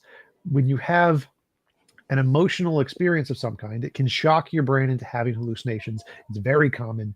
And they happen for all emotions. Like you mentioned, this is not just for death emotions or bad emotions. It happens for happy emotions too. That's why people can have love hallucinations. Very common. So I don't think that I disagree or don't understand that this is very likely the case. well, my question more generally is like, why would you think your case would be less likely to be a delusion than all of these other cases? So I proposed the reason why for God, and these aren't one-to-one comparisons. I think we can agree that whether like God exists or not in the way that I said is not one-to-one to this. And I do have other reasons for that, some of which I've laid out, some of which I didn't. Why are you adding And caveats so when I- before you even said when I- anything about the content? This is what's frustrating, right? It's such a weaselly explanation. Okay, well, maybe you should get really mad if I ask you that. I'm not trying to be. Well, no, because I can specify the content of the things I believe in detail. I don't have to begin by saying just be really generous and charitable, please, because Okay, I've I got guess all I these should. ad I hoc guess I should postulates do the in my things that work theory, for you to and help I- you understand, and not the and way what I that's don't going to wanna help me do- understand what he's saying. That would work really well. What I for don't want me. to do is have any of my positions falsified, guys. And I've got all these like wishy-washy explanations, and there's I'm not nothing asking that for them not to generalizes be and it doesn't integrate. Like, just tell us what the actual content is of what you believe without all of these caveats up front. Why is it so difficult? And why can you not just objectively engage in theory comparison between the two without having to have all these caveats such that you never I have don't your know position why. This falsified? is the way that I talk, and this is the way that I engage. You could just say, I don't fucking like the way you talk. Can we get this guy out of here? And that's totally fine, because that's what you're actually saying. You're saying, I don't like the way that you communicate. Fuck you. And that's No, fine. I don't and like that's how your you feel, biases. but you're being What I'm really saying underhanded is- about it. Like, cool. I'm not you be- don't I'm like being my biases. direct. I don't have a choice but to engage through them. How am I That's being who I- indirect? I'm directly accusing Because- you of these things No, and saying you're- that I don't like You're saying them. I don't Stop like doing it when them. this, but what you're Yes, actually so saying stop is, doing them. I don't like the way that you communicate. It's frustrating to Yes, me, I. and It is bothers me to hear frustrating. you talk. That's not Then what I'm just say actually that. saying, though. No, because But that's this not. I'm is not the way just that I saying talk. that in He said, "Why general. can't you do it like me?" Because I'm a Because different I'm not person. saying that in general, right? My point isn't that I dislike the way that you You're saying through communicate. the My point context is of the entire time my you've point. interacted My with me. point It is in in the general. my point is in the context of the specific issue that we've been discussing. I dislike your biased reasoning when it comes to this, and I dislike the I know. heuristics that you're adopting, which heavily prefer the supernatural explanations, and that the fact that you don't actually engage in theory comparison between the two is incredibly frustrating to me. Right? That's specifically what I dislike about your communication style. Maybe I like various other things about your communication style, right? Maybe I like the way you say good morning to people. I don't know, because we're not doing that. Okay, I didn't know I had to be so hyper specific and say like I hate the way that you're communicating about this particular subject, and that's the particular subject we've been talking about the entire time. But like, all I'm Just trying what to is say your is, point? What is your theory? What do you believe? well, it's a lot easier for me to, every time I've started to talk about it, you've cut me off and told me that I'm talking wrong. Because you start waffling and caveating rather than saying anything. I don't Sure. want the waffle and the caveat. I want to just know Well, what it's you really- actually believe. Well, I guess maybe I should have made it really clear that I was talking to TJump and responding to him and not you. Okay, maybe you should have. But now, what is your actual answer, right? I don't to know the where question? I don't know where we were at anymore. So the You've question- also been grilling me by why I'm not you this whole time. Yeah. So the question is why should we think your personal, or why should you think your personal experience isn't a delusion like the tens of thousands of other delusions that we know of that seem to be able to explain similar phenomenon? So I don't know. It seems like I would have to ask you, who's given me this new information, a couple of questions. That way I can compare it against what I know and try to Go for it. suss it out from there, which Go is for what it. I was trying to do. So when this happens, is this particular hallucination that you're talking about? Is this strictly when people die? The bereavement delusions are, but there are hallucinations in every context. Okay. Is there any kind of physiological marker that we can associate with them? Your brain. It's literally just the brain Well, working. you how have the a brain? does. Yes. Like, so it's literally just, this is how the brain works. So if you have a human brain, you have hallucinations. It's just how it works. I mean, we can, like, the way sight works is you have like a system that's asking your eyes for things, and then sort of nerves behind your eyes are like answering yes or no to various questions. That's oversimplified. But like, what happens if nerves here start like answering randomly instead of like based on vision? Then you just get crazy hallucinations. That's just how Well, it works. That's how it works when you're no, dreaming. sight doesn't Yeah. matter. So Well, it's more then, that okay, the way how that would I your know the brain, difference? well, the way that your brain saves information is that there is a connection between your conscious experience and your experiences and or your sense experiences. And Mhm. if your brain forgets to turn off that connection, your dreams or your thoughts will be saved as if they were conscious experiences. And this is a problem that causes the vast majority of hallucinations. Like if you have an NDE, the part of your brain that normally shuts off your conscious memory is still open. So all of the sensations you have are going to be saved in your brain as if they were conscious experiences when they weren't. Sure. And the same thing happens with dreams. Your dreams will be saved as if it really happened. That's where there's this delusion that you have where you can't move at night and you think you're being abducted by aliens. Same thing. So all of these delusions are just the brain forgetting to shut off the signal that is saved as conscious memory and imagination or sleep, and that's all it is. Okay, then so I think I have two main questions that's either going to make you want to like choke me to death or go, all right, I get it. So the one would be that how would we ever know if somebody did actually experience their dead loved one interacting with them? How would we say that, like, oh no, this time it actually did happen, every other time this is the first time it's happened, Novel this testable is a predictions. miracle? What would that look like? Be like, and like, how would it compare to what you described? so it would be like we would have some piece of information like ask your dead loved one this question that we know the answer to, that this person doesn't know the answer to. And you have a bunch of questions and say, okay, interact with their dead loved one, ask them what this shape is. I'm holding up a shape, you can't see it, tell your dead loved one to tell me what it is, they're standing behind me, go. We test it in one kind of way like that. Okay. Or for example, the brain regions that TJump is suggesting are activated. You could have someone in an fMRI scan and see that those brain regions were in fact not activated whilst the person was undergoing this. Sure. My next question was going to be, have we ever ran a scan while this was happening? Have we ever seen this brain? Okay. That was important information for me to have. This is the path that I was going down, because of course I have to ask that. Otherwise, like, I'm fucking crazy. So then the other thing that I would have to ask then is that how do I ever know that I'm not hallucinating? Because I operate always under the understanding that I am not hallucinating. And just like I said before, if it's shown to me that I have random hallucinations, then I still think that I have to throw all of my shit out, because I don't know which parts of my memories are not hallucinations. I don't know what is or is not real. I can tell you how I do it. I do it with, like, you have I compare like what I experience with like general background information that I have. So like if I have a memory that my shirt is on the floor, and then when I look it's not on the floor, like that could be because it teleported away, or it could be because my brain did something wrong. And then I'm gonna say like, which one of these is more likely? Well, my brain doing something wrong is more likely. So then I say, oh well, I just misremembered. And in other cases, I say, well, it's more likely that, like, well, this fits, like, I see Nathan, I say hi, and he says hi back. Well, then I'm not going to think I hallucinate, because that fits right in one of my background information. I have a You're also taking slightly for granted that you didn't hallucinate the things you're using to justify it as well. I have a slightly different because answer. it fits with my background information. So which could have also been a hallucination. So a better answer but- is future testable predictions. So hallucinations are very bad at predicting the future. So if you have a bear that's trying to eat you and it eats out your organs and you wake up the next day, probably a hallucination, because if something was real, you'd probably be dead, and you're not dead. So one good way to differentiate hallucinations from reality is hallucinations are very bad at predicting the future. They're very bad at being able to actually know what's going to happen based off of this, if this is true or if it's a part of your imagination. So we can say if it's a hallucination, then we should be able to, or if it's real, we should be able to predict what would happen or what we would expect to see in the future if it is real. And if we don't see that, it was probably a hallucination. That's a good way to I tell don't the know if difference. that works. Like, I mean, I have many dreams where I like sort of become aware that I'm dreaming, and then I want to figure out if I'm dreaming.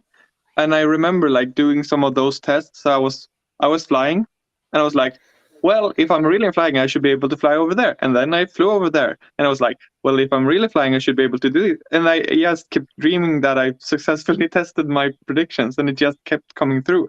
Yeah, so I suggest you make better predictions, but this is how science. So really works. what kind of prediction should I have made in my dream? Okay, if you never flew I could over always France, just dream that I don't care. I don't want to. I don't Yeah. care about the flying. I want to talk with Drazi here. So how do I differentiate imagination from reality? Very important question. Now testable predictions. That's how I do it. So if I want to try to know which things I'm experiencing are real things versus imaginary things, I predict the future. I try to predict the future using them.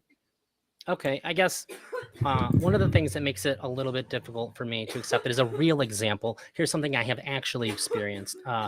One night, 12-ish years ago, I went to sleep, and my dream, in the context of the dream, lasted for 3 months.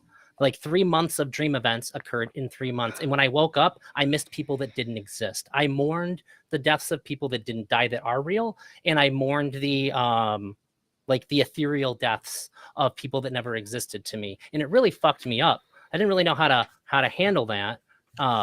But for 3 months, all those things were very, very real. It's not just like you have like this fleeting dream. I had like a good solid memory of the entire dream. Yeah, and that would be so. Do you think if you were making, could you explain that to Tom? Do you think, given what Tom said to you before about the things that happen in the brain, do you think you could explain from his point of view what might be happening there? No, I have no idea what causes you to dream for 3 months. That was insane to me. But maybe he could explain it to me, and I would probably take his word for it because he seems very knowledgeable about neuroscience. Well, more importantly, to bring this back to my epistemology question, like if you were in this dream and you're making predictions about the future, say if say your medieval times, you say, if this is real, I'm going to wake up and I'm going to have a sword in my hand or whatever, et cetera, and that happens, then that would be evidence to believe it was real. So in this dream, if you had 3 months, a 3-month long dream, and you were able to accurately predict the future based off of how you think the consistency of the physics in this dream worked, and it happened, then that would be a good reason to believe you're not in a dream, and you'd be justified in believing that. Yeah, that happened all the time. I think you've been alive a little bit longer than 3 months. So in this particular dream that we are currently sharing, we've have 30, 40 years of things that we can predict about the future together. Like if this is real, I can pick up my cup and drink some water. It's very nice. Or when I go to my car, the car will start. There's lots of things we can test to make predictions about the future, how they interact. And some of them don't work. So sometimes if I see like a leprechaun, like if that's real, I should be able to touch it. I can't touch it. Doesn't work. Or if it's real, it'll give me a gold brick. No gold brick, unfortunately. And so we can still, even if this is a dream, we can still differentiate. Some of the things are able to make inferences about the future. Some are not. And the ones that can are rational to believe are real, even if we're in a dream. And then ones that can't are not rational to believe we're in a dream. Yeah, I would say the one disqualifier was that I believed while I was awake in the dream world that I would not wake up again, and that's what happened. I woke up. That was the only thing. That'd be a defeater. Yes. Yeah, that would be the only thing, and it's not. It's like not even an active belief. It's sort of like a passive. It's like a. It's just like an axiom of that reality is I'm not going to wake up while I'm awake. But until that happened, some alternative explanation? Conceived of it being a dream. Do you have some alternative explanation of what you think might have been going on in that experience? I think it was a dream, but I think that. I guess I'm trying to say what is while what I was Tom's dreaming, I had no supposed way to be competing against. I don't really understand. Well, I'm reinforcing the idea that while I'm experiencing all those things in the dream, until my reason provided me with an alternative explanation for why, like the world as I knew it had essentially ended and my life was garbage and the world was the way that it was all the same qualifiers I would use while I'm awake. And it wasn't until I woke up and applied my reasoning, go, oh, I woke up just now and I remember like the things around me. Now I have a logical reason. I can use my reasoning, say none of that was real.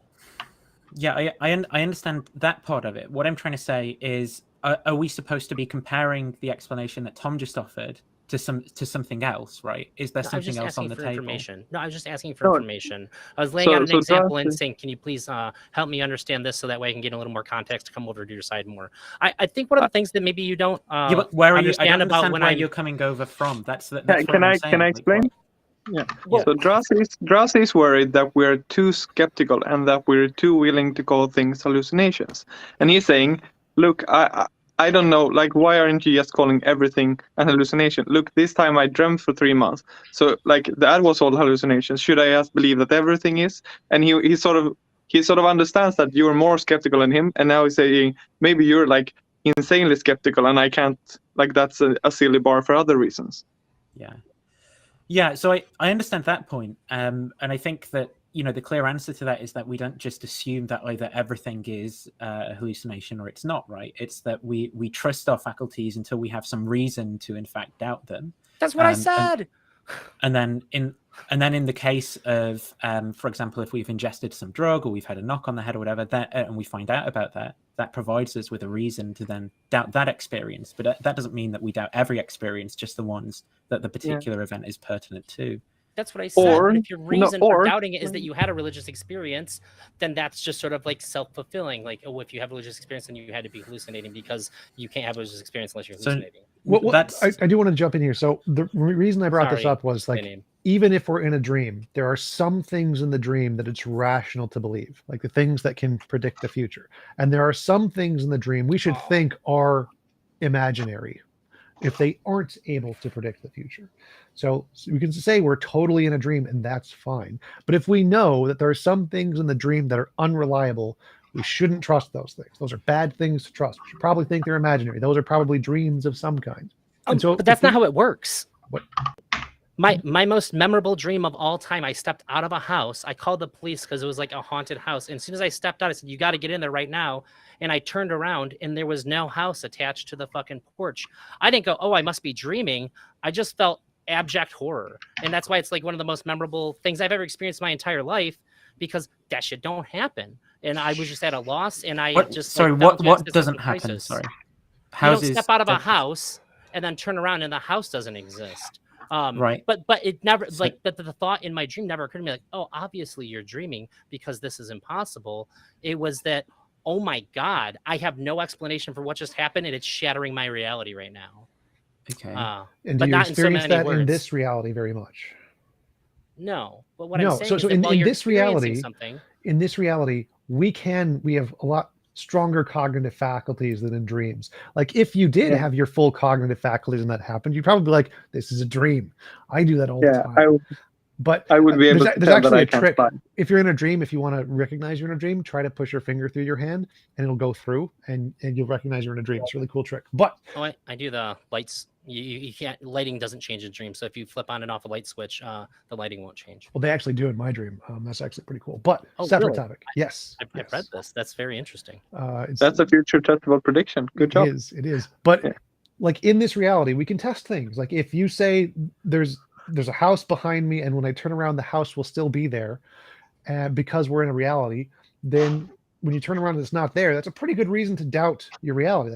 It's a good to feel scared at that point. You have a good reason because your faculties were not able to predict the future that there's something you should doubt. Now, in this reality, we have a lot of good reasons to doubt personal experience. We know personal experience is wrong pretty much all the time when it comes to new things that haven't been discovered yet. Miracles, magic, mythical creatures, paranormal, supernatural, UFOs, wrong. Just every time anybody has any experience about those things, it's always wrong. Whenever it's tested, 100% failure rate. So when someone says they have a personal experience of this thing, when every single time we test it, it's wrong, aren't we rational to believe that probably it's caused by this particular delusion, which we have lots and lots of evidence is a thing? I don't think that we do that. I don't think that almost anybody ever, when they experience something that they could not have predicted, I don't think they go, oh, I must be wrong. I think they behave in a way entirely that it is real, and they're usually just scared. Yeah, but should they? Isn't it rational? A rational person would be like, oh, this is probably a delusion. That would be the rational conclusion. I think it's kind of hard to distinguish what is like certainly going to happen from rational. I think this is how we function. No? I don't Wait, know I mean, we Can can I- function better, right? Can I ask you a we can say, question? Because like we talked about this before, right? This is kind of why I wanted you to go on here, right? Because Sure. I think that, like personally, I think that like a lot of the people you hang out with, I don't hang they've out sort with of people. You do. You absolutely do. I think that they've been giving you really bad epistemic sort of norms.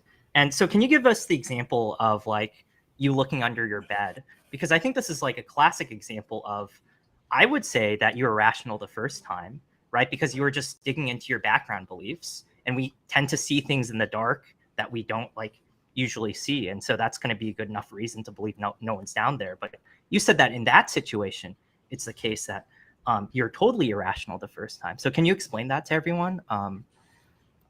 So the reason why, yeah, I understand. So I got all these ideas just by thinking about them, and I could be wrong. Maybe somebody can convince me. That's fine.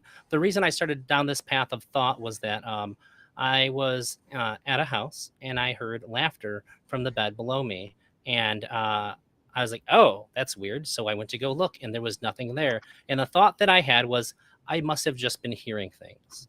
And I sat back on the bed and continued to watch the movie. I heard it again, and I realized there was somebody under the bed, and I seen them laughing, like I seen their smile and stuff. It was easier to see in the dark under the bed. And I was like, oh, it was so impressive how easily I dismissed something that actually occurred with the simple explanation of, I must have had an auditory hallucination that had no connection to any other symptoms, that does not regularly happen to me, simply because it was preferable for me to think so.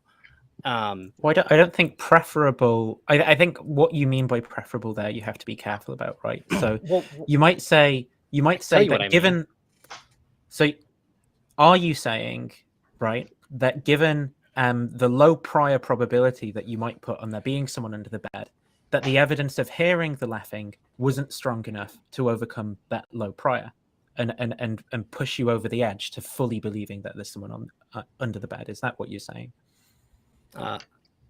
What I was expressing is that it was preferable for my habits in the way in which I think and engage with the world to not actually consider my reasoning and my senses. It is to come up with a very quick and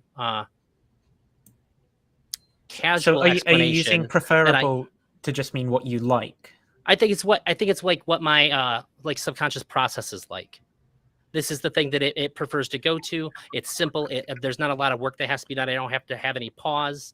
This is just like the path of least resistance for cognition here. Do you mean like in terms of enjoyment, or do you mean I mean like there is a known there is a known pattern of taking this, and therefore when it happened, it just took that route because like, well, yeah, we're just going to go with path of least resistance. If I can reasonably accept this, then it's just going to give me that. It's not going to say, hey, pause for a moment, consider that there's two options here. Either you had an auditory hallucination. I've got the point. So is it just that you're habituated to that, do you think, or is there a possibility? Yeah. Okay. I think it was just habit, because what I should have done in that moment is go, whoa, I'm hallucinating right now. I'm having auditory hallucinations. I need to go to a doctor because I need to know if I have a brain tumor. But I didn't respond that way. I accepted the idea that I had something if I actually considered not subconsciously, but like all my actions told me that that's what I believed. But I didn't really believe it because I didn't react in a way that would entail that I believed it. And so that made me think about how I think about things. So wait, more. Can I try to re-describe the events as I heard them, and you can tell me if I got them wrong? So yes, you're lying in the bed and you heard someone laughing. Yes. And did you go? You went to check on the bed, but you didn't see anything. Yeah. Okay. So now your brain has a choice. It's like, okay, either I had like this auditory hallucination where I like heard laughter, but there was no laughter, or I had like a visual hallucination where I'm not seeing anything despite it being there. And then your brain way too many steps for my my brain to go to. Yeah, but like those are the options. That is another reasonable explanation. Yeah. Those are the options, like visual hallucination or like auditory hallucination. And somehow you thought, well, auditory seems more likely. You went back, heard the laughter again. You went like, wait, 2 auditory hallucination or just 1 like visual hallucination? Well, now I have to check again, and then you checked again, and you found it. Like that sounds perfectly reasonable to me. Sure. So the point of this being is that I accepted something that I didn't actually believe immediately without thought. Because if I believed that I was hallucinating, this would be a very big deal for me, and I would have reacted differently. So there's like a conflict between what I'm accepting and what I actually believe. So it showed me that I need to have a little more pause and examine things a bit more thoroughly before I arrive at a conclusion. I need to use my reason and my perceptions a bit more in tandem instead of just relying on a very lazy instance of reasoning when it comes to how I'm Well, it sounds experiencing like my you sense didn't use data. reasoning, right? Because it sounds like you were saying you were just habituated to do certain things, so you did them, rather than that there was any reasoning involved at all. That's what actually. yeah, that's my point. I'm saying I need to apply more reasoning, and it freaked me out. So I began to consider the relationship between how I'm going to interpret things and how I'm going to apply reasoning to my interpretations of things moving forward. How would you have wished that you act in that situation? Like, What's okay, that? so say, how would you have wished that you acted? I wished that when I looked and I saw nothing, that I would have. Well, I don't know about wished, but I think that if I truly believed that there was nothing under the bed, and I truly believed that which would mean I was hallucinating, because I know that my experience occurred, and I do know that I know it because it did. I should have. Why do you think left and Oscar went to the asked you this doctor. question? What do you think? What do you think Oscar was asking you when he was asking you the question about how you might have wished you acted? I don't know. That's why I deferred to the way that I explained. So I I think think I'm confused by the idea of wishing it. yeah, I think what Oscar's trying to get at, right, is reflecting back on what Yeah. you did. What do you think the lesson is that you've learned, and how? So basically, If that happens again, how right? ought you act? Yeah. Maybe the first time that I looked, I investigated further. But yeah. I think that what I really wish is that I wouldn't allow lazy reasoning to rule my interpretations of my sense perceptions, which is like why habituated reasoning or something. What's that? So the current story, you're like, the thing you think happened now is that you had like a small visual hallucination the first time you looked under the bed. I don't think I had a hallucination. I just think that it was actually too dark for me to see. That like there wasn't enough light for me to get the data. Yeah, but and this that's was like what a I was small asking hallucination. originally, right? Because like Jay, I was saying like it's perfectly rational to like, you don't need to immediately like bring up the justification in your head, but you can fall back to like your background beliefs that, you know, well, sometimes when I was young, I saw the coat that was hanging in my dark room and I thought that was a person, right?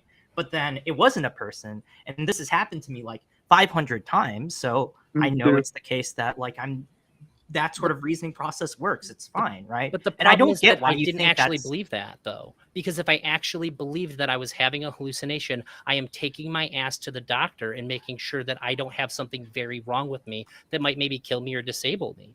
If I think I'm having a hallucination, I want to get checked out. I'm telling you that right now, that if I heard somebody scream in my kitchen and there was nobody there, I'm going to the doctor. So if this is But something that happens, yeah, and maybe you should, right? Yeah, absolutely. And that showed me that there is how easily it is to discount reasoning and accept something that you would actually believe is false. And I'm saying that that's how I ended up thinking more about these things and start to investigate what I actually thought about things.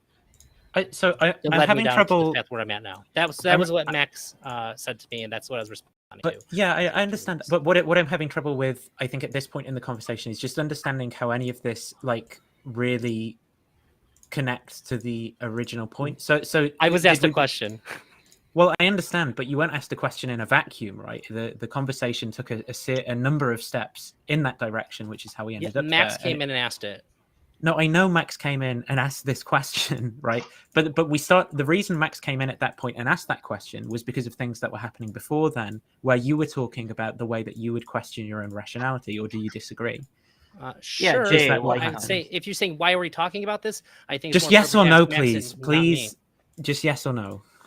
Did I not answer that? Yeah, but I'm saying I like short answers, right? Please. Okay. I know I find it very frustrating when the answers are very long and established that rambling. you and I find each other's forms of communication frustrating, man. So Wait, Jay, can I ask you a question? Maybe so there this was is what some made there was you- something taking there was a bit of a conversation taking place, and anyway, that conversation was upstream of something else that we were talking about. And the point is that we were initially talking about this kind of pantheism or panentheism or something like that, and then it seemed like we were talking about things that seemed to falsify naturalism, right? And then it seemed like we got into your personal psychology, and like we've had a sort of almost like a long therapy session about your personal kind of psychology and how you reason about things and so on, right? And I don't understand how this actually fits with the initial point that I think that we should be talking about, or were talking about, which is comparing naturalism to other points of view, because I don't really want to have a very long conversation about like your personal epistemic standards.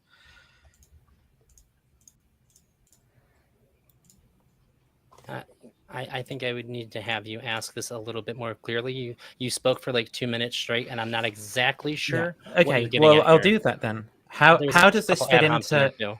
how does this fit into the conversation about pantheism? I'm not the one that I'm not the one that posed the question that I just answered. You should be asking Max that question.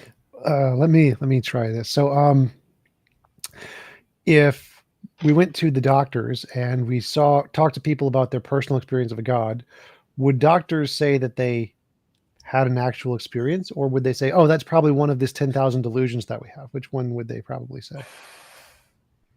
They would probably say that you're having a delusion. And is that But, based on we would- evidence?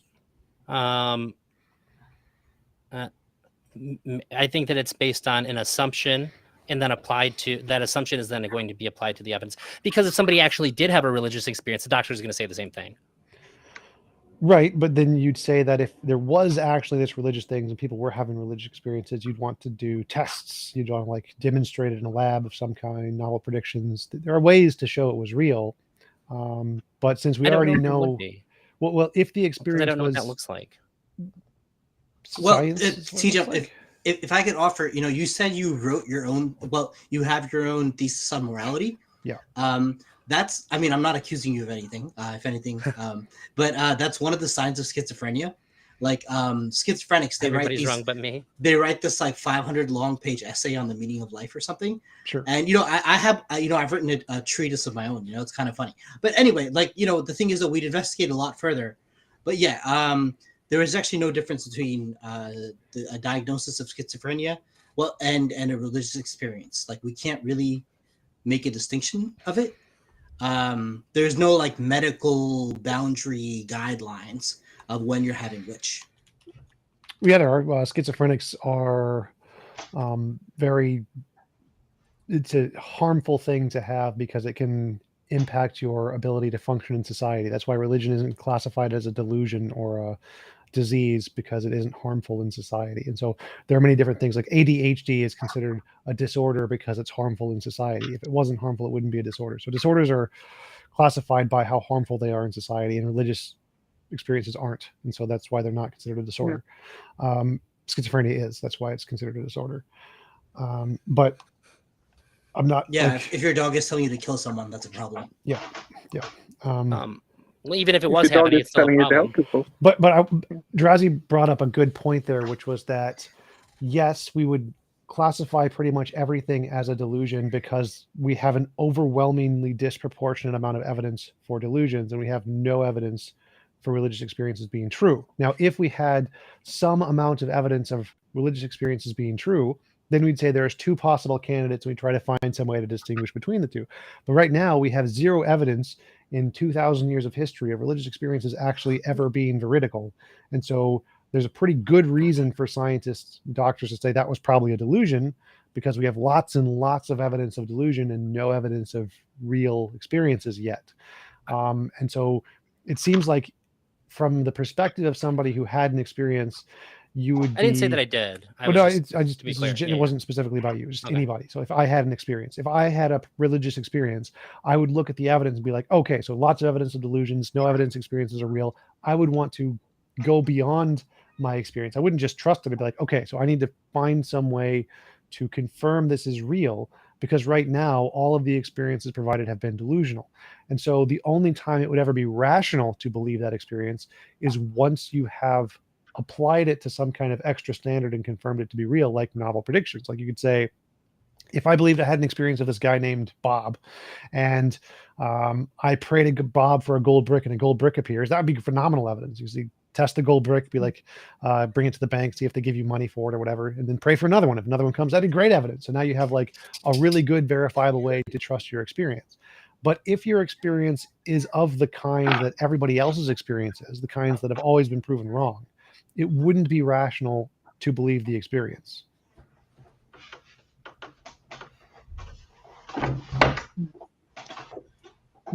Elder.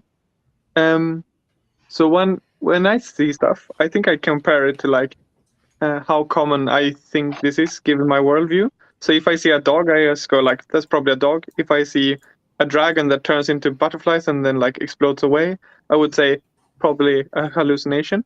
I would be very surprised to hear that you wouldn't do something like that. I feel like it's very easy to say that. Can you say you would say? I know what I saw. I think your No, I actual wouldn't. response, we don't know that. You've never experienced that. Have you ever experienced anything that you knew in the moment you were taking in with your sense perception, and you didn't have some thing that would allow you to go, I can't really trust my senses for the next So X period just of time if I pause. adjusted something? If we just pause there, right? Why was it that you got so angry in that response? I wasn't like, I think you're misinterpreting how I am. I get mischaracterized a lot when I think a lot. I kind of get excited, and I'm kind of hard to read. If I'm angry, I'll tell you. I'm pretty emotionally honest. Can we can do an easier question then? Like if you saw a dog and then you saw a dragon turning into about a bunch of butterflies and then exploding, and then I told you like, hey, one of those was an hallucination. Which one would you guess? Or is it just like it's totally equal? Like I saw them both, or would you? I think like, if you were pressing me on that, I would tell you that it's a hallucination, but I wouldn't be able to believe it. I think I'd probably spend the rest of my life trying to figure out why I witnessed what I witnessed. Well, first, I mean, obviously, I'm going to go, okay, in that case, I need to go to the doctor, because I might lean towards you. But if they say, like, clean bill of health, there's nothing wrong with you, then I'm like, okay. And I'm going to think about that for the rest of my life. And I'm going to try to find people that had similar experiences. I don't think I'd have a choice. How are you if you just mishear a person speak? Like sometimes I mishear someone. It sounds like they're saying something, but I hear another one. Would you be the same? You're like, no, I know what I heard. Now I'm going to doctor. No, because I'm not certain that I know what I hear, because I mishear a lot. It's super common for people to mishear. Of all the people that I know, nobody has ever reported to me. My entire experience, I've never read about anybody. I've never seen anybody. It's not like I'm just focused on me here. It's not like hyper anecdotal.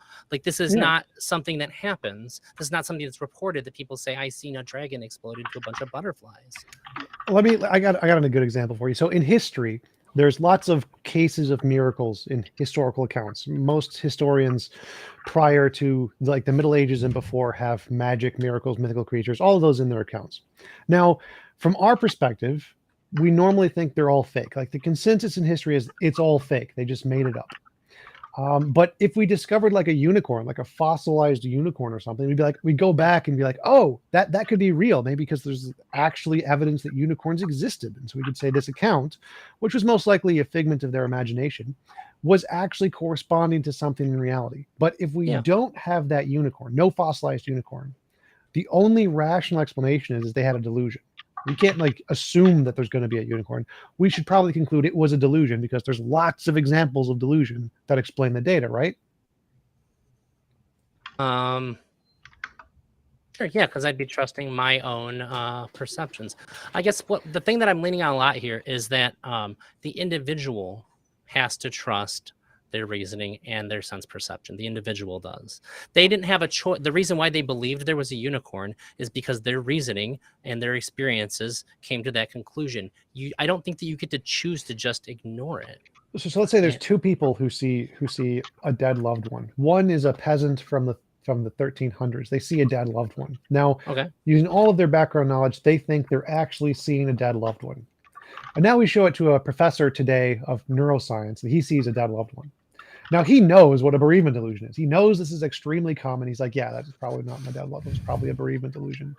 The peasant would be rational, using their best knowledge, to believe there was a dead loved one. But the professor Sure. wouldn't be. The professor's like, I know there's a delusion that explains exactly this, that happens extremely commonly. Yes. And an actual person rising from the dead, we don't really have any evidence of that. So the professor would be rational, only rational, to believe it was a delusion, right?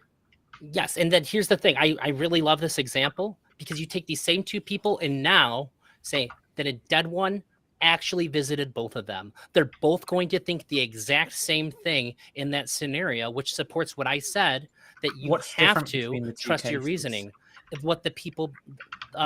So what would the world be like in as much detail as possible between the two cases that would be measurable, so we could find out which one of those was actually taking place?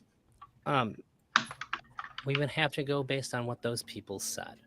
But I'm in the So there's a hypothetical difference that I just in the two proposed. worlds. Between the two worlds, there's a difference, right? Yes. Yes or no?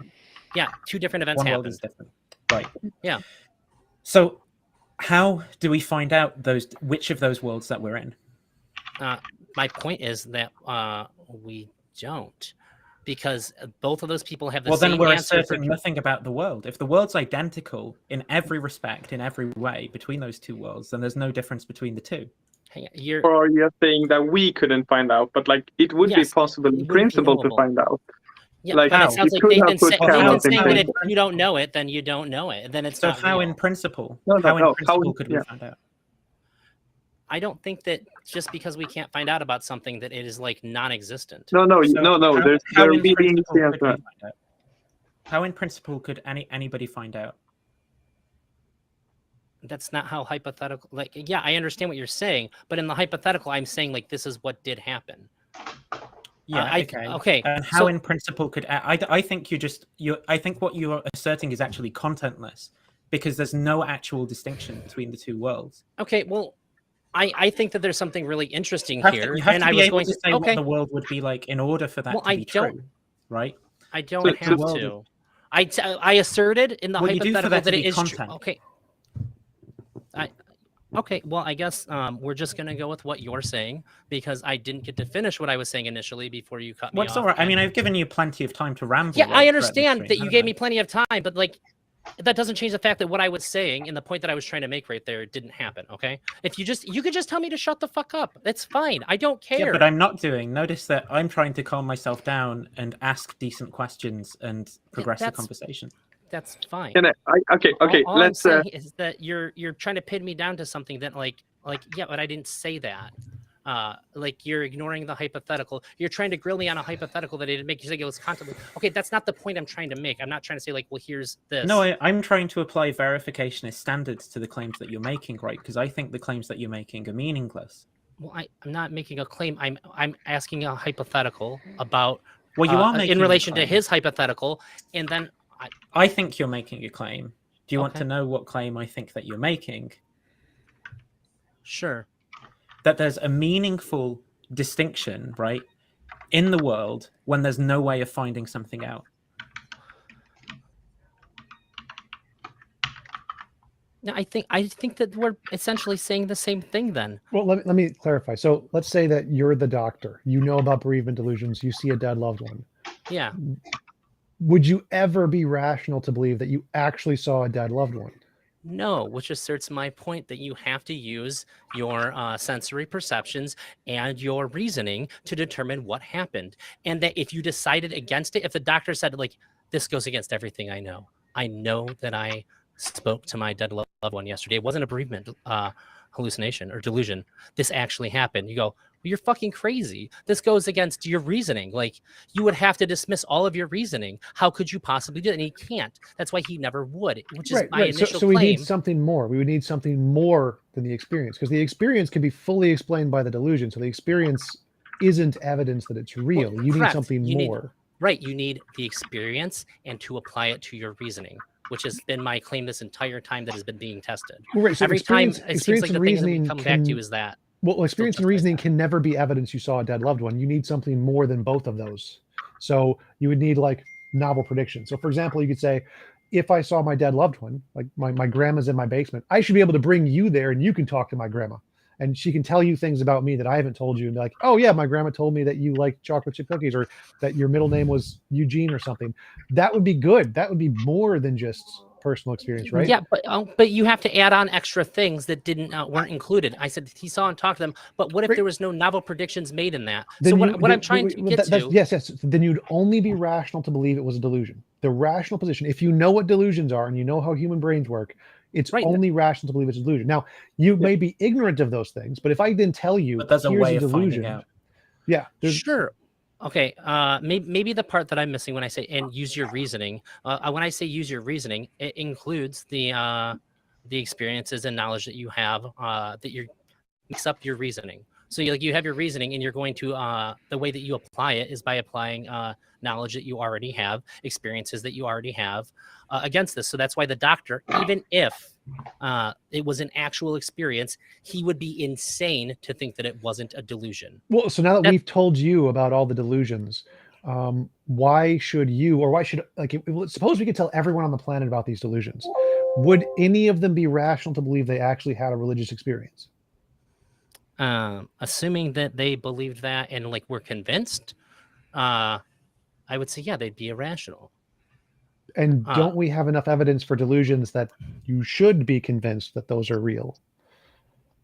Well, you say we, that just means that humanity has it. All I'm saying is that I don't think that I don't think that Nathan disagrees with me, and I don't think TJump disagrees with me. Yeah, I know. I'm just trying to press this point, is that I think that you both still agree with me, because both of you what you're saying is like, but look, this person knows this, so they would have to think this. Like, yeah, that's what I'm saying.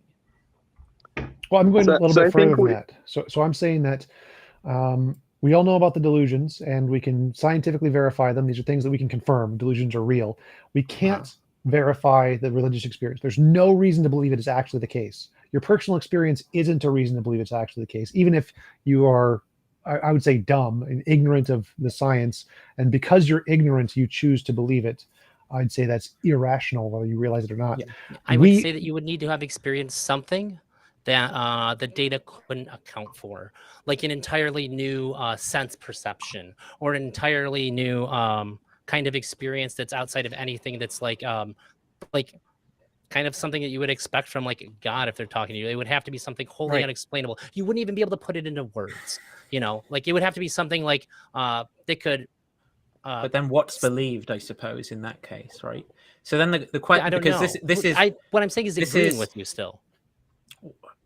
Well, I don't think I'm disagreeing. I don't think we've been disagreeing this entire time. It's just maybe I'm it's not just that way I'm showing about the dog dragon thing for sure. Well, yeah, but the person, so like I said, the person goes to the doctor, and if they dismiss anything that would signify that you had a hallucination, then you would have to believe that it was real. Well, it seems to me in some cases like people should believe that on your view, right? It seems to me like on your view, people should believe certain things that they don't have reasons to believe, right? And I think that that's where the disagreement is. No, I'm not saying. No, I'm not saying they should ever believe something you don't have a reason to believe. I'm saying that like maybe when I say reasoning, maybe we don't agree on what that means. Yeah. Because every time that somebody else explains to me their perspective, I feel like I agree with you 100%.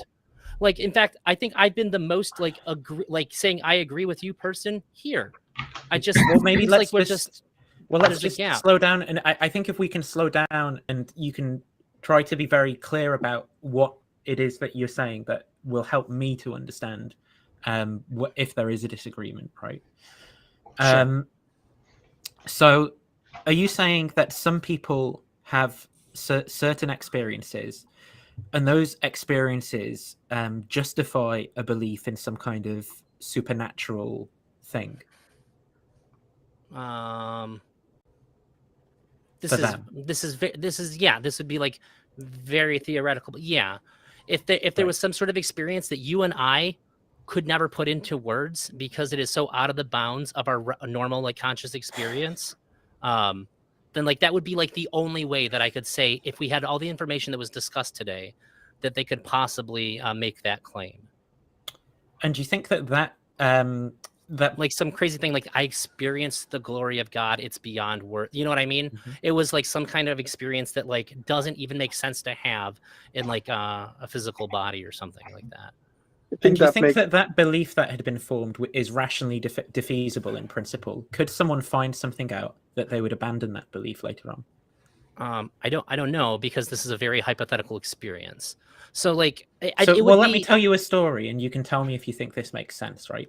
okay. So, someone becomes a Christian, Yeah. and they believe that they've had this experience of God when they were singing hymns. Later on, they deconvert from their religion, and they come to learn about neuroscience, and they learn about the various expectation and memory distortion biases and so on that went into that experience that they tell themselves that they had of God. And they come to believe that, in fact, they didn't experience God, but instead this is a normal thing that humans' brains do, and that sufficiently explains the experience that they had, and that the experience was false. Is that a scenario that sort of makes sense to you? Yeah, that makes perfect sense, because they're applying Right. their reason to the experience still, just post hoc. Yeah, I agree. And Yeah. so it seems like when we apply reason, right, what that means is that the reason can actually push us either way on any of these beliefs as we accumulate more reasons, as we find out more things. Absolutely. Right. So So is that then it correct that we seems, don't disagree? well, if that's all we believe, then yeah, I don't think that we disagree. Okay, I think that's where a lot of my frustration has been coming from. That I'm trying to tell you, and at points TJump, that like we don't even disagree with each other, and it seems like everybody's getting really frustrated with me. And like, Well, I'm not sure you had this insight, right? I think you've been quite unclear in the way that you've communicated various I did things say in this that conversation. I think it's a communication thing throughout this conversation. I think maybe we're just misunderstanding, because I think that I agree with you. So I've liked you throughout this experience. I don't really get why Nathan has been this frustrated with you, if I'm honest. I understand. But yeah, I wasn't get here under at the people's start skin either. sometimes. I think one thing we might still disagree on is like the role of background information. Like for me, that's quite important. Like if I have like 28 years of experience of a thing working a certain way, yes, like having it work the other way, like the first time I'm gonna be like, yeah, maybe I messed something up here, or maybe something went wrong, and then if it keeps happening, like eventually I will, okay, maybe this thing can happen both ways. But you seem to be like very like, if suddenly a person seems to teleport for you, you're like, whoa, that's, yeah, I mean, people can teleport now. So I guess the best explanation for that would be, I think I seen I didn't recognize immediately. I seen a video that TJump did that kind of touched on this idea that there might be a completely separate explanation that perfectly maps onto all of our predictions, but like the thing causing, like the mechanism by which the thing operates on is something totally different. We're wrong about how we understand it. And that it could be that the thing that you witnessed was the one of the things that does differentiate it from how we think things work. But in all these other instances, it operates perfectly fine. That would be like the only way that I would say that what you're saying, like we could branch off from that. I mean, I agree that it just could be wrong, right? But like the very first time it happens, I'm probably gonna like assume that I did something wrong, and like if it keeps happening, then I'm gonna be like, okay, this is the way. But I think the first time I should sensory perceptions and the relationship. Yeah, but the between first time I would trust my background information, right? Does that not is that not how reasoning works? What do because like in the bed example that you did, I would probably do as you did. I was like, hear the laugh, check on the bed, nothing there. I would be like, okay, something went wrong. Hear the laugh again. I was like, okay, I'm less likely to hear the laugh 2 times. So I think you just did the correct thing in that scenario, but you seem troubled by it. Oh, you know what? I think when you say that, I actually think I can empathize with Nathan a lot more now when he said, what's the purpose of that story? And I must not have made something perfectly clear when I told that. So, well, I understood your answer when you said that this is a response to what the thing that Max has said to me, right? But I do think that was a little bit obtuse, because it was clear that the reason Max joined and asked that question was because of the conversation that was taking place prior to that, right? And it seems that this was all kind of downstream of our talking about whether or not naturalism is true and the mind being a universe, and how it is that we can actually compare naturalism to alternative candidate theories, right? And I was under the assumption that all of this conversation was nested within that, and I was trying to get us to kind of track our way back there and talk about how what we were talking about in terms of this stuff to do with epistemology was related to those questions. So that was why I was very asking those overwhelmed questions. by I'm not usually in a scenario where there's this many people asking me this many questions on the fly. I'm not sure if I said it or not. I'm still recovering from surgery. This was very on the fly for me. I wasn't like mentally prepped for this at all. In fact, I was in the middle of making a video for something totally unrelated, and I just sort of hopped in here on the fly. So like I think I was just very overwhelmed, and I didn't. I just don't think that I had the capability in that moment to understand that's what you were going for. It's a tough situation. Sorry, I'm not trying to. I wasn't even trying to derail. Honestly, I came in here. I was gonna try to talk about deontology, and then somebody asked me if I believed in God. I was like, this is such a complicated question for me. Like, here's my thought processes. When I put the $900,000 on God, like I'm guessing. I'm not certain. Like, but like if I'm gonna bet, I'm gonna bet heavy. That that's what I'm guessing. And I understand it's a guess. Yeah, I mean 90 is not that much. I still have 100,000. I still need to keep 10%. I'm still holding on to something, but I know I'm guessing. Cool. Well, appreciate you coming on. It was a good conversation, I think. And I hope you get better from surgery. Thanks. It hurts a lot. They're very misleading about how it goes. Which surgery? I got a vasectomy 2 days ago. And after the video I'm working on now, I'm going to make a video just so that people who are interested in it, they can be a little more prepared, because the doctors misled me. Everybody I talked to about it misled me. Everybody says it's not a big deal. Like I went to work like the next day, like everybody's full of shit. It hurts. You're awake. Yeah, it's they cut awful. the whole thing off. It's insane. They cut the whole thing off. The doctors lied. I'm not saying I'm on painkillers and I'm like out of my mind or anything. I just am enduring a great deal of pain and exhaustion. Nathan, I'm going to get the hell out of here so that you can have like a normal, coherent conversation. I appreciate you entertaining me. Nathan, if you ever want to talk a little more thoroughly and help me understand what you're thinking, I'm not usually so difficult to communicate with. It's been a hell of a couple of days. I appreciate you explaining why you got frustrated and all that. That actually means a great deal. That changes my opinion of you a lot, and how I think about you is your willingness to explain your frustrations and all that, not just being mad and letting me wonder why. So that's nice. Thank you. Yeah, no problem. Thanks for talking. Yeah, have a good day. Cheers. You guys want to talk about moral realism? Yeah, go on. Cool. Wait, is anyone other than TJump here a moral realist? Yeah, I think I lean towards intuitionism. So I think I'm a quietist. So yeah, All right. Something that like I've been thinking is does it actually make sense to say that something is just like good? Like I think that it makes sense to say something. Pizza's good. Is pizza good, Alejandro? Well, that goes into what I was Yes saying. or no? Pizza good? Problem solved. The standard that you have. Depending on the theory, what are you, a weirdo? It's pizza If good. he says yes or no, we have to ban him. You have to be banned. Right. It depends on the pizza also. But no, it depends on what your standard of goodness is. But like, there's always like. Okay, how about the Holocaust, Alejandro? Is that good? Well, it depends on what your standard of goodness is. Well, just to clarify, I think his question is like, if you ask, is there tallness? Like to say, is there tallness doesn't make sense. There's no essence of tallness. You can say there's a particular thing and it is tall, but you can't say there is there tallness. And I think he's saying that's goodness. Almost it, but not exactly. I think that's. Can I guess? Sure. Like, it doesn't make sense to say like, is an elephant objectively big? You're like, well, it's bigger than some things and it's smaller than some things. Like, what does it mean? Yeah. Yes. Wait. That's almost. That's really. Like, Oh. Yeah, but it's going to be good, but dependent on someone's goals, right, and what they want to. Yeah, pretty much. Congratulations, yeah, like, Nathan. Is there a way But that's to the think same as about- what you said, I think. Okay. Relative to something, right? Relative to someone's goals. Yeah. Like TJump and Display Name had a like it's the same ballpark of thinking, but like when I think about good, I think about just like if it's advantageous for a goal, and I think that like when we say that stuff is like good or bad, that's just shorthand, and there's like a standard implied in the context, but but like there's always a standard if you're being coherent.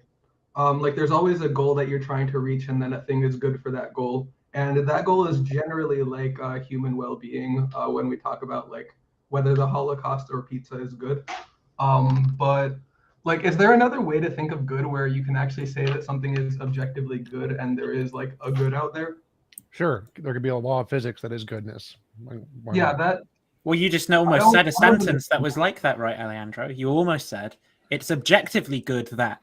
That's how you say a sentence like that. You just say it. Yeah, it's really easy. Sure, yeah. But like actually, because like I think that when people say like stuff is like objectively good, they just like picked up the shorthand and like are taking the shorthand seriously. But it's always shorthand for like good for something. Well, I would say It's that almost like they learned English from their parents and people around them. does it make sense to say something is gravity? Yes. Because there's a thing in reality, and gravity is that thing, right? Yes. So could there be a thing in reality that is morality, that is goodness is like good and bad, or like things of morality is the moral is the word we're looking for. So could there be a thing in reality that is morality, and good and bad are just talking about that thing, just like gravity pulls things towards you. That's just what it's talking about. What is that thing though? I have no idea, but could it be the case? I don't like understand how like would it be like an It could be a law of physics. It could be a platonic object. It could would be. a law of physics that, So like, how about this, Alejandro? So imagine, so we all just had this conversation, right? I said, "Is pizza good?" And Tom said, "Yeah, it's great. I love it." But unfortunately, I left it in the oven a bit too long because you were talking to that guy. But so there we've got some moral discourse, right? Apparently, Tom says his pizza's good. Okay. Now, does this make sense to you? What makes it true that Tom's pizza is good is that there's a good particle in there. And so when Tom says the proposition, "This pizza is good," the good particle just poofs into his pizza at the time he says it, right? That makes it good. No, it was always what makes bad. it true. And that makes it true. Is that a possibility in your mind? That would. And that's what we'd be referring to when we say that it's good. I'm trying to think of like. I don't think this is true, by the way. Obviously, possible, Nathan 100% believes this. Or we're going to clip this. And like... Okay. I don't see like any like thing that would bar this from existing, but like I think that like that seems really weird. Yeah, I agree with that, right? But I think that's all Tom's asking when he's asking, "Is it possible?" Yeah. I mean, I think that, but maybe. there's something weird going on with the labeling, because we're like, this law of physics is morality, and I'm like, are you saying that it is actually labeled in English morality? Like there's a law of physics and it has a tag that says morality? Well, this isn't how I think about, this isn't how I sort of think about gravity or goodness, right? Because I think that they're words with conditions of use. So I don't think I don't think of things that we use as predicates in our language, or things that we can refer to as nouns, like perhaps goodness or whatever. I don't think of words as having referential power and pointing to these things in the way that I think about these things. But I accept that like something different could be a possibility, right? Like that there's a particle that we are actually referring to, and that's the property that things have when we say that they're good. It's possible, at least. So I think the best way to approach it is like epistemic. We think morality is a thing because we see like somebody punching a baby, and we get this feeling that that's bad, and we say, well, we're going to call that immoral. And if it's the case that there is, every time we see that, it's because there's some particle that's generated when somebody punches a baby, then morality is that phenomenon in nature. In nature, there's this good particle that's generated, and our feeling is just us sensing that particle. And so if that's the case, then morality is this thing in physics that's generating this particle. And so when we say something is good or bad or moral or immoral, those are feelings that we have. And if those feelings are caused by some objective thing independent of our opinions, then it would be objective morality. Does that make sense? Oh, yeah, you don't believe in shoulds, right?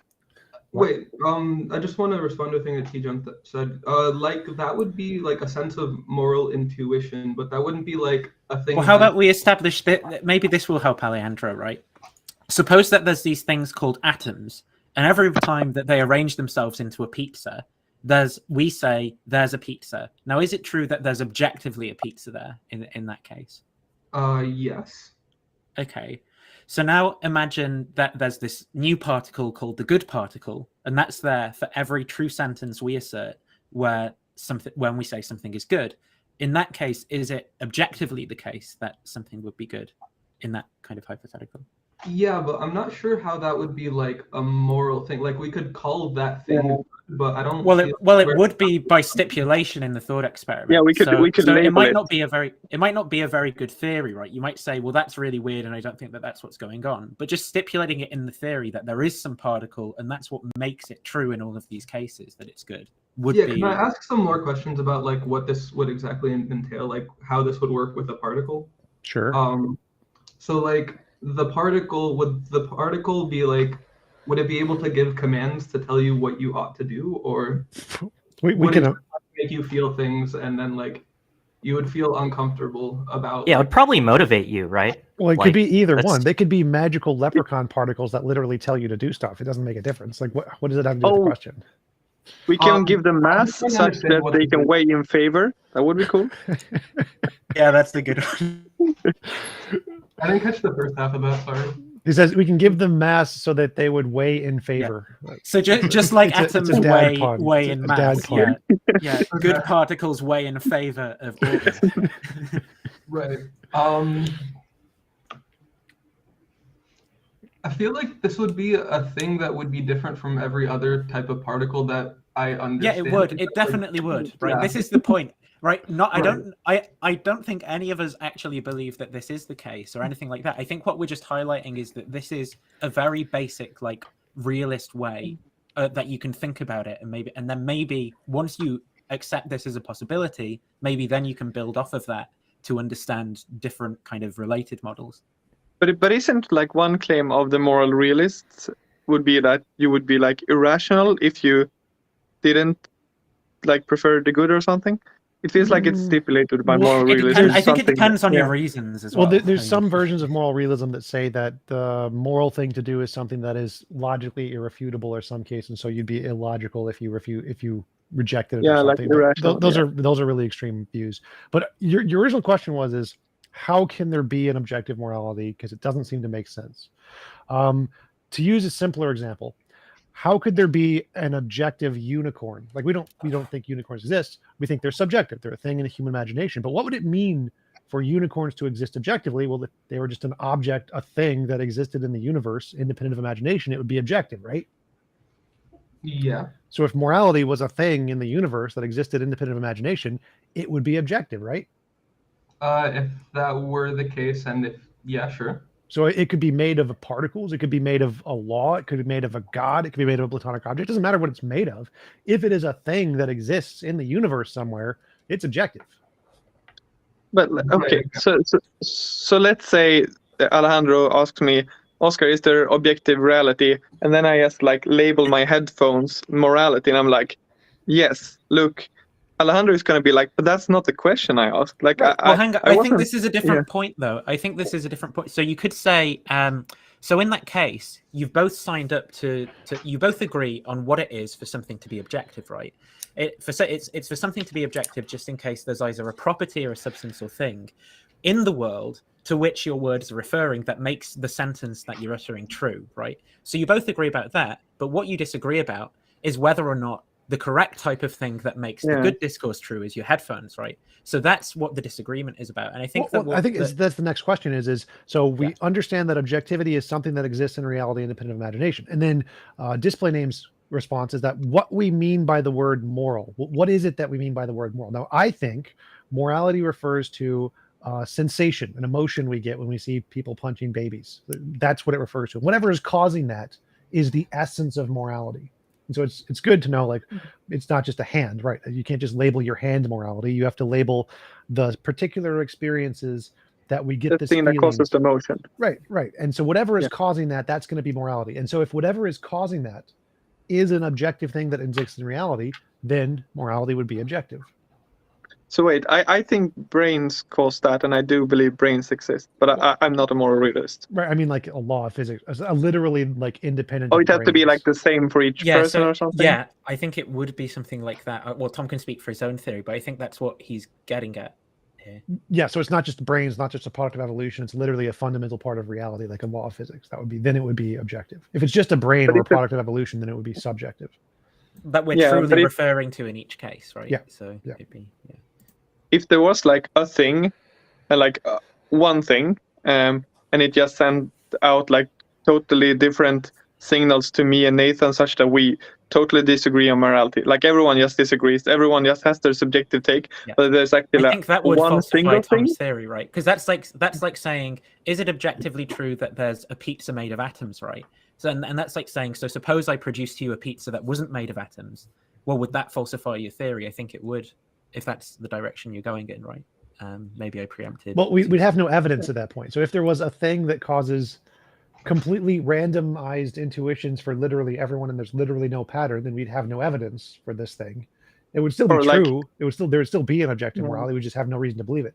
So if there is this thing and if it causes a consistent pattern that we can see, then we would have reason to believe it's there. If it causes a randomized pattern, we would not have reason to believe it's there. We wouldn't be able to. So let's say it's fairly random, but there are some like patterns in it. Then there would be some patterns and we would have some evidence. It'd be very little, but it would be some. Yeah, so it would be objective morality, but everyone would disagree. But there would be like a thing that made all the disagreements what people true, disagree and there would with, be some evidence for it. What people agree or disagree on doesn't matter. Like there are people who think the world is flat. Like whether we disagree just doesn't matter. What makes it objective is there such a thing that exists? And then there's a question. Yeah, and it would. Yeah, and there would be. Yeah. And if that thing affects us is a second question. If it does affect us, does it create a consistent pattern in that, and can we see it? Those are all separate questions. Alejandro's question was just in general, what would it mean for morality to be objective? And it would mean that these particular sensations that we have, which we use the word morality to refer to, would be caused by something that actually exists in reality, independent of our subjective experience or evolution. So what I think it would mean for morality to be objective is to, like the discourse that we have when we say like, oh, that's immoral, that's not immoral, that those sentences, it doesn't matter who says them, like they're either true or they're false. So it can't be like. I think that's the same as what Tom's saying. Actually, though, I don't know that. So let's maybe you can say if this isn't right. Okay.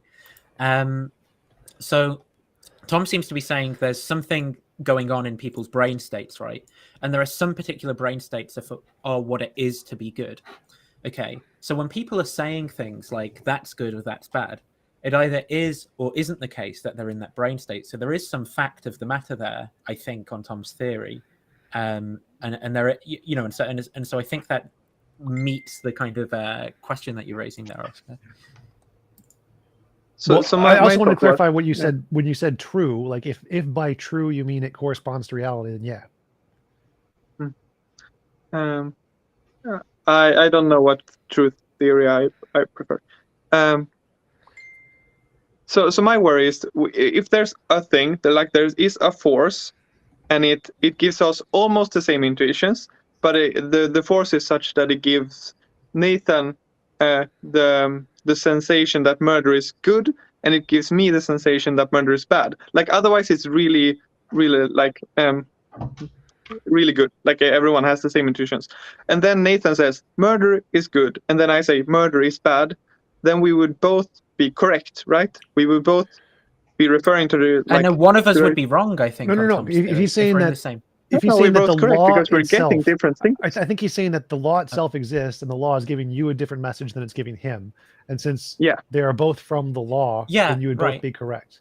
If that was the case, we'd be wrong because it's not the fact that you get it from the law that makes a person's belief correct. It's what the actual state is in reality, right? So one of us has a false belief about the relationship between the mental state of good or badness that we have and the actual state that obtains in. That would be more accurate of my position, because I think that it would just be our interpretation would be wrong. But I think he's specifically asking, like, imagine there's a God. He tells you not to kill people. He tells him to kill people. In that situation, are you both right? And yes, if there is an objective morality, and that thing tells two people to do two different things. But that's a contradictory state of affairs, I think, on your view. Because on your view, there's this particular brain state that makes it that makes it true, right? That something is good. Well, no, for mine, And the then truth doesn't. The brain state is just an interpretation. Like when Yeah, I it's see a the TV, signal that makes it true. Yeah, so the brain state for me is irrelevant. It's just how we see the Or, morality. or there's this thing. I mean, we can call it whatever, like call it Q or a particle, or whatever, right? There's this thing that makes it true in the world. And I think that what Oscar's trying to stipulate is an example where you have the same states of affairs, right? But in one case it's true, and in another case it isn't true. But given the theory, right, that's an impossible state of affairs, because that's just a contradictory state of affairs. Where No, so it'd be like if you saving a person generates goodness particles, but him killing a person generates goodness particles. Both of those generate goodness particles. So both of those would be good actions, even though it seems contradictory to us because it's one is killing, one is not killing. And so it would be possible for it to generate goodness particles for you to kill somebody, but to generate goodness particles for him to not kill somebody. That would definitely be possible. I don't think that is how it works, but it is possible. So I mean, those are two different actions, like my body killing something, Nathan's body killing something. Yeah. But I was thinking more like Nathan and me, we both witness a murder, and I get badness signals in my head, like it sends badness to me, and it sends goodness to Nathan, and then I say, so okay, like if it because generates then I would goodness say particles that's in your bad. brain, yeah. So if like it generates goodness particles in your brain but not his brain, it'd be the same as if they happened when you murdered them. So yes, it can generate goodness particles in one brain but not another brain. Sure. So then we should just change our language to like it's bad in my head, and Nathan should say it's good in my head, and Sure, those would be if that's objective how truths. morality worked, where it just subjectively chose which brain it was going to generate goodness particles in, then in order to make an accurate model of objective morality, we'd have to say goodness is the kind of thing where the goodness generates the goodness particles in our brain or something. I guess to me then that seems indistinguishable from a subjective account, because it doesn't seem to me like then that on that account that there is some fact of the matter that's true or false. No, that'd still be objective because it still has goodness particles being generated. It's just the condition under which those goodness particles are generated isn't correspondent to our emotions anymore, or if it's only correspondent to whatever we subjectively feel is good. And so in that case, the kind of goodness this would not correspond to the way we use the words, because it's very silly, but there would still be an objective goodness. It'd just be weird. Wait, TJump, I have a question. Are you saying that the goodness particles produce reasons to act against your desires to not put a... Okay, then what are they specifically doing? They're just compelling you, they're motivating you. No, they just generate a feeling. They just generate a feeling. That's it. They generate a feeling. Yeah. Well, then I don't know. Yeah, then I don't. That doesn't really seem like moral realism to me. But we may just be using different definitions. This is just an example of what it would mean for morality to be objective. The only thing it requires is morality has to correspond to something in the world that causes these feelings. That's all it means. I don't actually believe in the moral particle. It's not the point of this argument. So the only point here is that could morality be objective with a moral particle? Yes. And then Display Name asked, well, what if the moral particle generates under some random conditions in different brains or something? Then like, okay, you could have that. It's still logically possible. It would still be objective. It would just not correspond to the way we use the words. It would just be like morality would be whatever you feel or something, but it would still be objective. I guess I thought what was being asked by Oscar was a case where Oscar is Display Name, I'm guessing. Yeah, Oscar is display. Oscar is Display Name.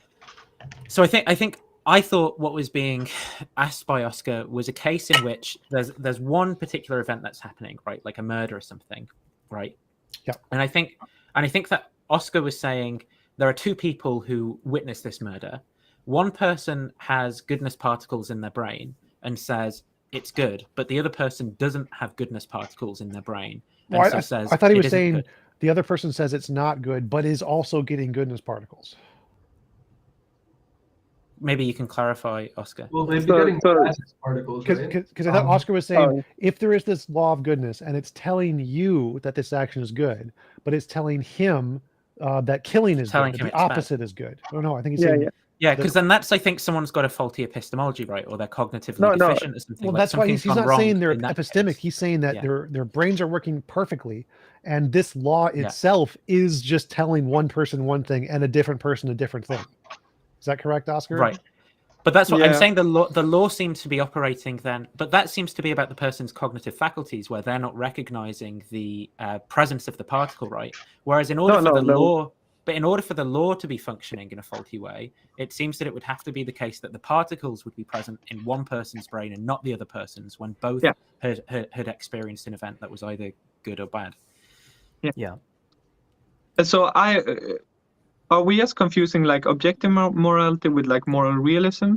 Because I thought TJump would say like, those That are was the the same same thing. thing. I think they're different things. So I think this would be a case of like moral realism, but the moral realism is subjective because it's given like different people different answers.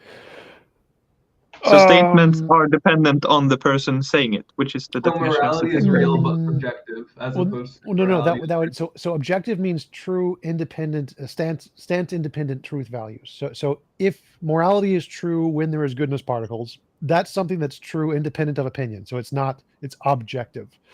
Even if it's the case that whatever you subjectively feel generates goodness particles, it would still be objective that this morality existed, because the morality is contingent on the goodness particles.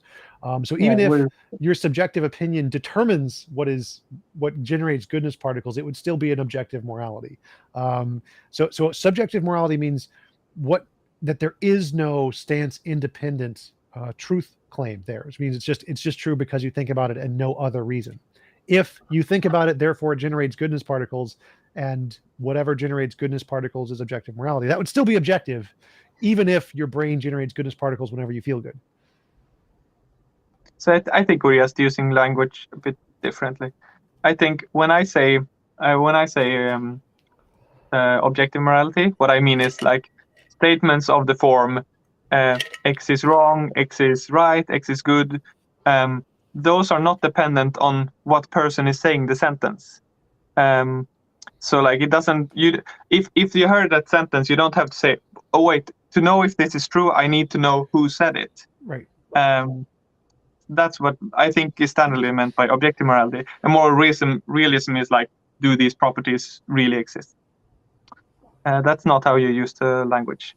So imagine a unicorn right now. Is that objective or subjective? I don't use language that way, right? The unicorn doesn't exist. The fact that the unicorn doesn't exist. Is the unicorn you're imagining objective? Is that the question? Is the unicorn you're imagining objective? I think he's saying, is the unicorn objective? Well, the reason I asked this is it. because it's both. Objective and subjective are extremely vague in philosophy. There's dozens of different definitions. They're not technical terms.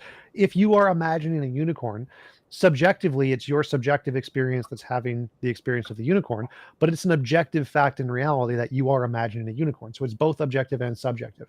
And so philosophy, we don't normally use objective and subjective in like, they're not strict usages, but objective would normally mean realism. Because it means it's something that stands independently true. It stands independently true that you are currently imagining a unicorn, so it's objective. Oh yeah, that's nice. Make it sentences. I was confused when you say, is the unicorn objective? Because I was thinking that you should say like, is this sentence objectively true or subjectively true? But you were saying like, is the thing objectively true? And I think that what's going on here is so first I'd say I'd agree that I don't think that there's any particularly standard use between objective and subjective in philosophy, and philosophers have lots of different standards and ideas around what exactly that means. I do think that there is a distinction, though, that philosophers make, which would help to kind of clarify what was being asked in that case, and that would be between intentional with an S, not intentional like the thing that people in philosophy of mind always talk about, intentional contexts and ordinary contexts, right? Yeah. So I think if you're asking the question, is it true that there's a unicorn of the world, right? Versus, is it true that you believe there's a unicorn or something? Then you're asking two different questions. One of them is about the intentional context of your beliefs, and the other one is about the world independently of anyone. And I think that's what when people talk about objective, they tend to be referring to, the first of those cases. And I think when people talk about subjectivity, they tend to be referring to those intentional contexts. Right? Yeah.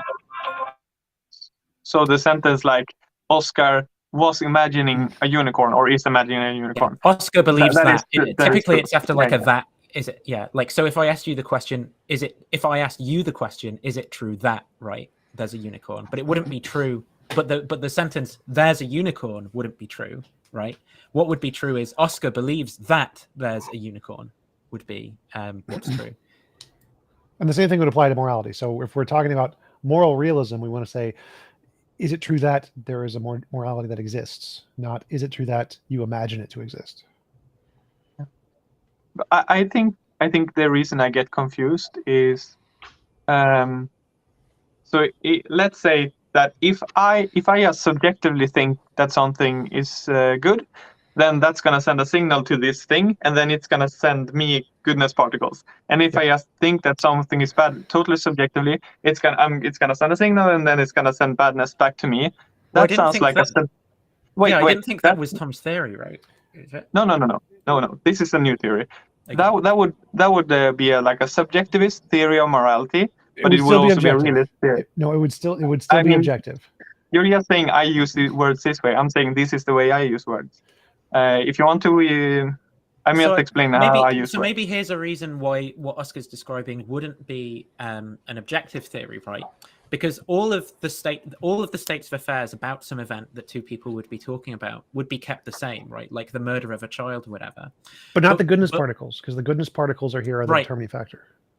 Right. But then the question is, so what's the fact of the matter about the murder? Because we can only appeal to the goodness particles, right? But one person has goodness particles and the other person doesn't have goodness particles. Who's right in that case? What can we appeal to in order to figure out what the truth is? Well, in that case, the murder itself wouldn't be moral or immoral, but the goodness particles in the brain would be. So this is where it gets weird, because at that point, morality has nothing to do with the murder. It's only about wherever the particles erupt, and that's it. And so in this case, the murder wouldn't be moral or immoral because the murder didn't generate any particles. It's just it happens to generate particles in this brain. And so in this brain... But then wouldn't that be, on this theory, right?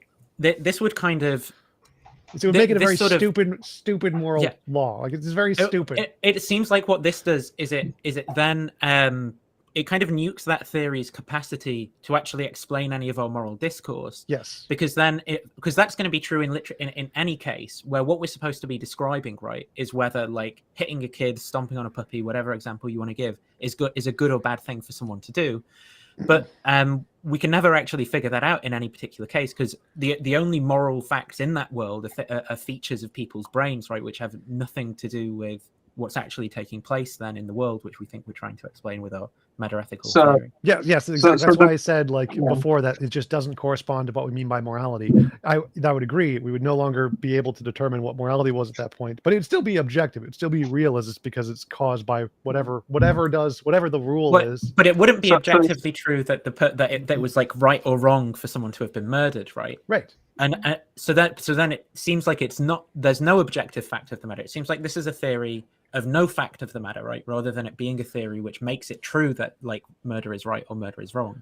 Well, there'd still be a fact of the matter. The fact of the matter would be the goodness particle is released here or something, and that would just that's an answer to a different question. The question in that case, the question that's an answer to is, was a goodness particle released in someone's brain? But the question that I want answered in a world where moral realism is true is it true that the murder was right or wrong? Well, I think that's a subsidiary question. So the first question is moral realism true? Is there something in reality which determines what is or isn't moral? And if we discover, yes, there is, and this is what it is, and then we go back and look at the case of the moral, and it does this random goodness particle thingy, and supposing we already know this is the true objective morality, the morality is just completely different from anything we think about it. We'd just be wrong. It's like, it doesn't have anything to do with murder in this case, because it would be exactly how subjectivists think morality is actually. No, that would be wrong, because again, subjectivists think there is no objective particle that determines this. If there is an objective particle, it's objective. So even if it operates in the same way as a subjective morality, as in it's just that whatever you subjectively explains the discourse in the same way. Yeah. Right. So if you subjectively think eating pizza with pineapple is immoral, and it happens to be the case that this objective law generates goodness particles to correspond to that belief, then it would effectively work the same way as subjective morality would, but it would still be objectively true. It'd still be a moral realist position. So I think that in the case of subjectivists, right, it would be pretty weird to be a subjectivist and say that there's a thing called a goodness particle. But I think that in the way that you're talking about this, someone could be a moral subjectivist and say that there are these things called goodness particles, right, that just don't have anything to do with our moral discourse or make it true or false, because there's no because what would make moral realism in the true is if there's some fact of the matter about whether murder is right or wrong, right?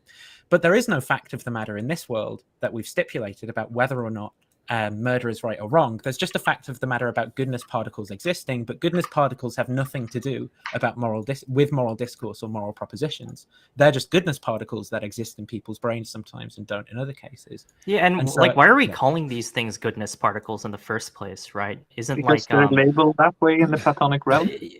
Yeah, but isn't like the definition of goodness like an open question or whatever? Like you can say X is good and good. It's hypothetical. Something else. We're hypothetically. Yeah, no. I understand that. Yeah. But if it's just like how moral You're realists saying- usually think about it. You're saying like, is this You are muted. Yeah, and unmuted. it's a bit of a misnomer. Sorry, it's kind of like if I invented, I don't know, like we're trying to describe gravity, right? And then that's like a really terrible example because like all the stuff I appeal to has gravity. Maybe like photons of light or something, and then I'm also going to just call like this thing over here photons, and then we're getting like confused because there's this other thing that we've given the same name, but that's something else.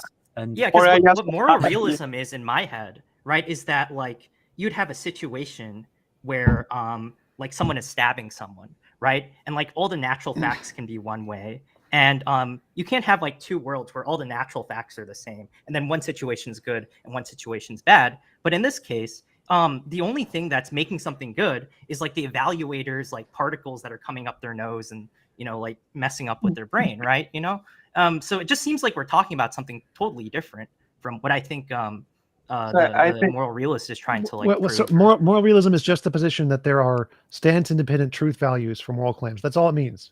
How? Yeah, no. I understand. Stop. I understand that. How they're true doesn't matter. So if what makes something true is a particle, it's moral realism. If what makes something true is a goodness particle, right? Well, I think what we have to do it doesn't matter what then, makes it true. If it's made true by a particle, moral realism is true. That's all. It's just a hypothetical. I think we all agree with that, though. I think what the contentious claim is, right, is it in this thought experiment world that Oscar kind of stipulated before, it seems that there isn't a fact of the matter about whether or not murder is wrong, for example, which is the condition that has to be met in order for moral realism to be true. No, that's the first part. So moral realism doesn't entail that murder must be wrong. Like there could be a moral realism. No, I'm not. Yeah, but whether it's true or it has to be true or false, though, right? No. So murder can be amoral. It can be completely not a moral statement. It could be like picking up a rock. Okay. So all we need for moral realism is for some moral statements to be true or false. There could be like a single one. And if something is neutral, it isn't wrong. So like so Nathan said it has to be wrong or not wrong. Part of not wrong is neutral, right? Well, I think he meant moral or immoral. So obviously, if it's no, he meant immoral or not immoral.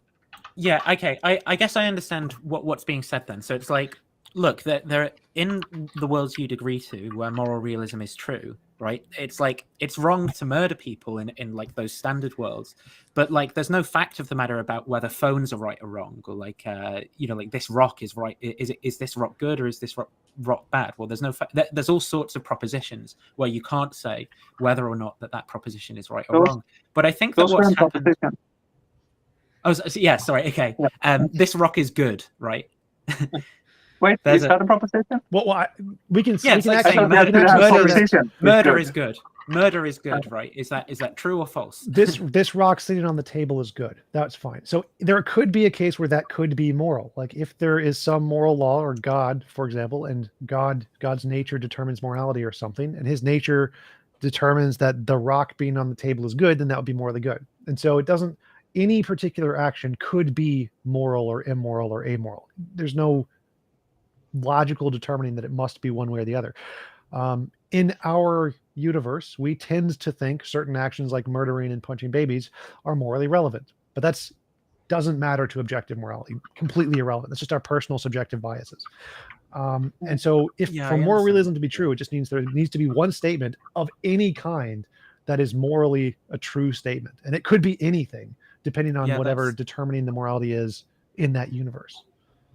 But it But some Wait, people think on- like on error theory, isn't it true that like things are not False. like neutral? They're false. Yes, the moral Like statements are they're false. not immoral. They're not. Yeah. No, So error, that is a error true theory state of says that affairs, right? error theory says that for any statement that says something is either moral or immoral is just false. It's not moral. And neutral. I don't no, they're know. false. I So don't- like any evaluative statement, it will be like false. So like, oh, like the bread is good, the bread is bad, they're both false. I think the neutral would probably also apply, or I don't. Yeah, the bread is maybe. neutral, right. is false. Yeah. Yeah, that makes sense. So wait, you said any. Wait, so wouldn't that be a realist theory then? Yes. so- Because there are stance-independent facts like yes. murder is not immoral. That is a true. Right. fact. But get off of murder, Yeah. because again, this could be literally any sentence, any proposition could be a moral proposition, and if that proposition is true, moral realism is true. So if the moral proposition is morality is whatever the good particles pop out of, that's a moral realist position. That's an objectivist position. Even if it pops out at random intervals or for no reason at all, or contradictory things, for one person sees a murder and gets them and one person doesn't get them, doesn't make a difference. It's still a moral objectivist, moral realist position. Yeah. The rule is just whatever goodness particles pop out of, essentially. Now I agree that would not correspond to our experience of morality. So that would contradict our evidence of morality in our universe, but that wouldn't make it subjectivist. It would still be an Yeah, I objectivist understand what you're model. It would saying. just be a very weird one. So, like in the Yeah, we have example, used more in the words. example that kind of started this whole thing that Oscar gave of where there are two people, one of them can sort of cause good particles in their brain by saying something's good, and one of them can say it's bad. Okay, there's no way for them to like resolve this dispute about like who's right in the case of the of what they're saying about the murder. But there is a fact of them. Well, it's kind of irrelevant. Well, actually, neither of them are right, because there's no goodness particles in the case of the murder. But in that world, right, there is a true stance-independent fact, which is that one of their brains is good, right? Because that's what has the goodness particles. And so there is a true stance-independent fact, but it has nothing to do with the murder in that case. So it is a realist theory. Yes, exactly. It's a very strange hypothetical, and I appreciate him what was preventing it. what was the true moral proposition? You said the brain, but the brain isn't yes, the proposition. so okay. You in the thought experiment that you painted, right? Yeah, People based off of their preferences, whatever, can kind of like generate goodness particles in their own brain when so there's these two people, and they both witness the murder. One of them says that's good, and the other one says that's bad, right? Both of them are actually false, because there's no fact of the matter about the murder in that world, but there is at least one true proposition. What is the proposition?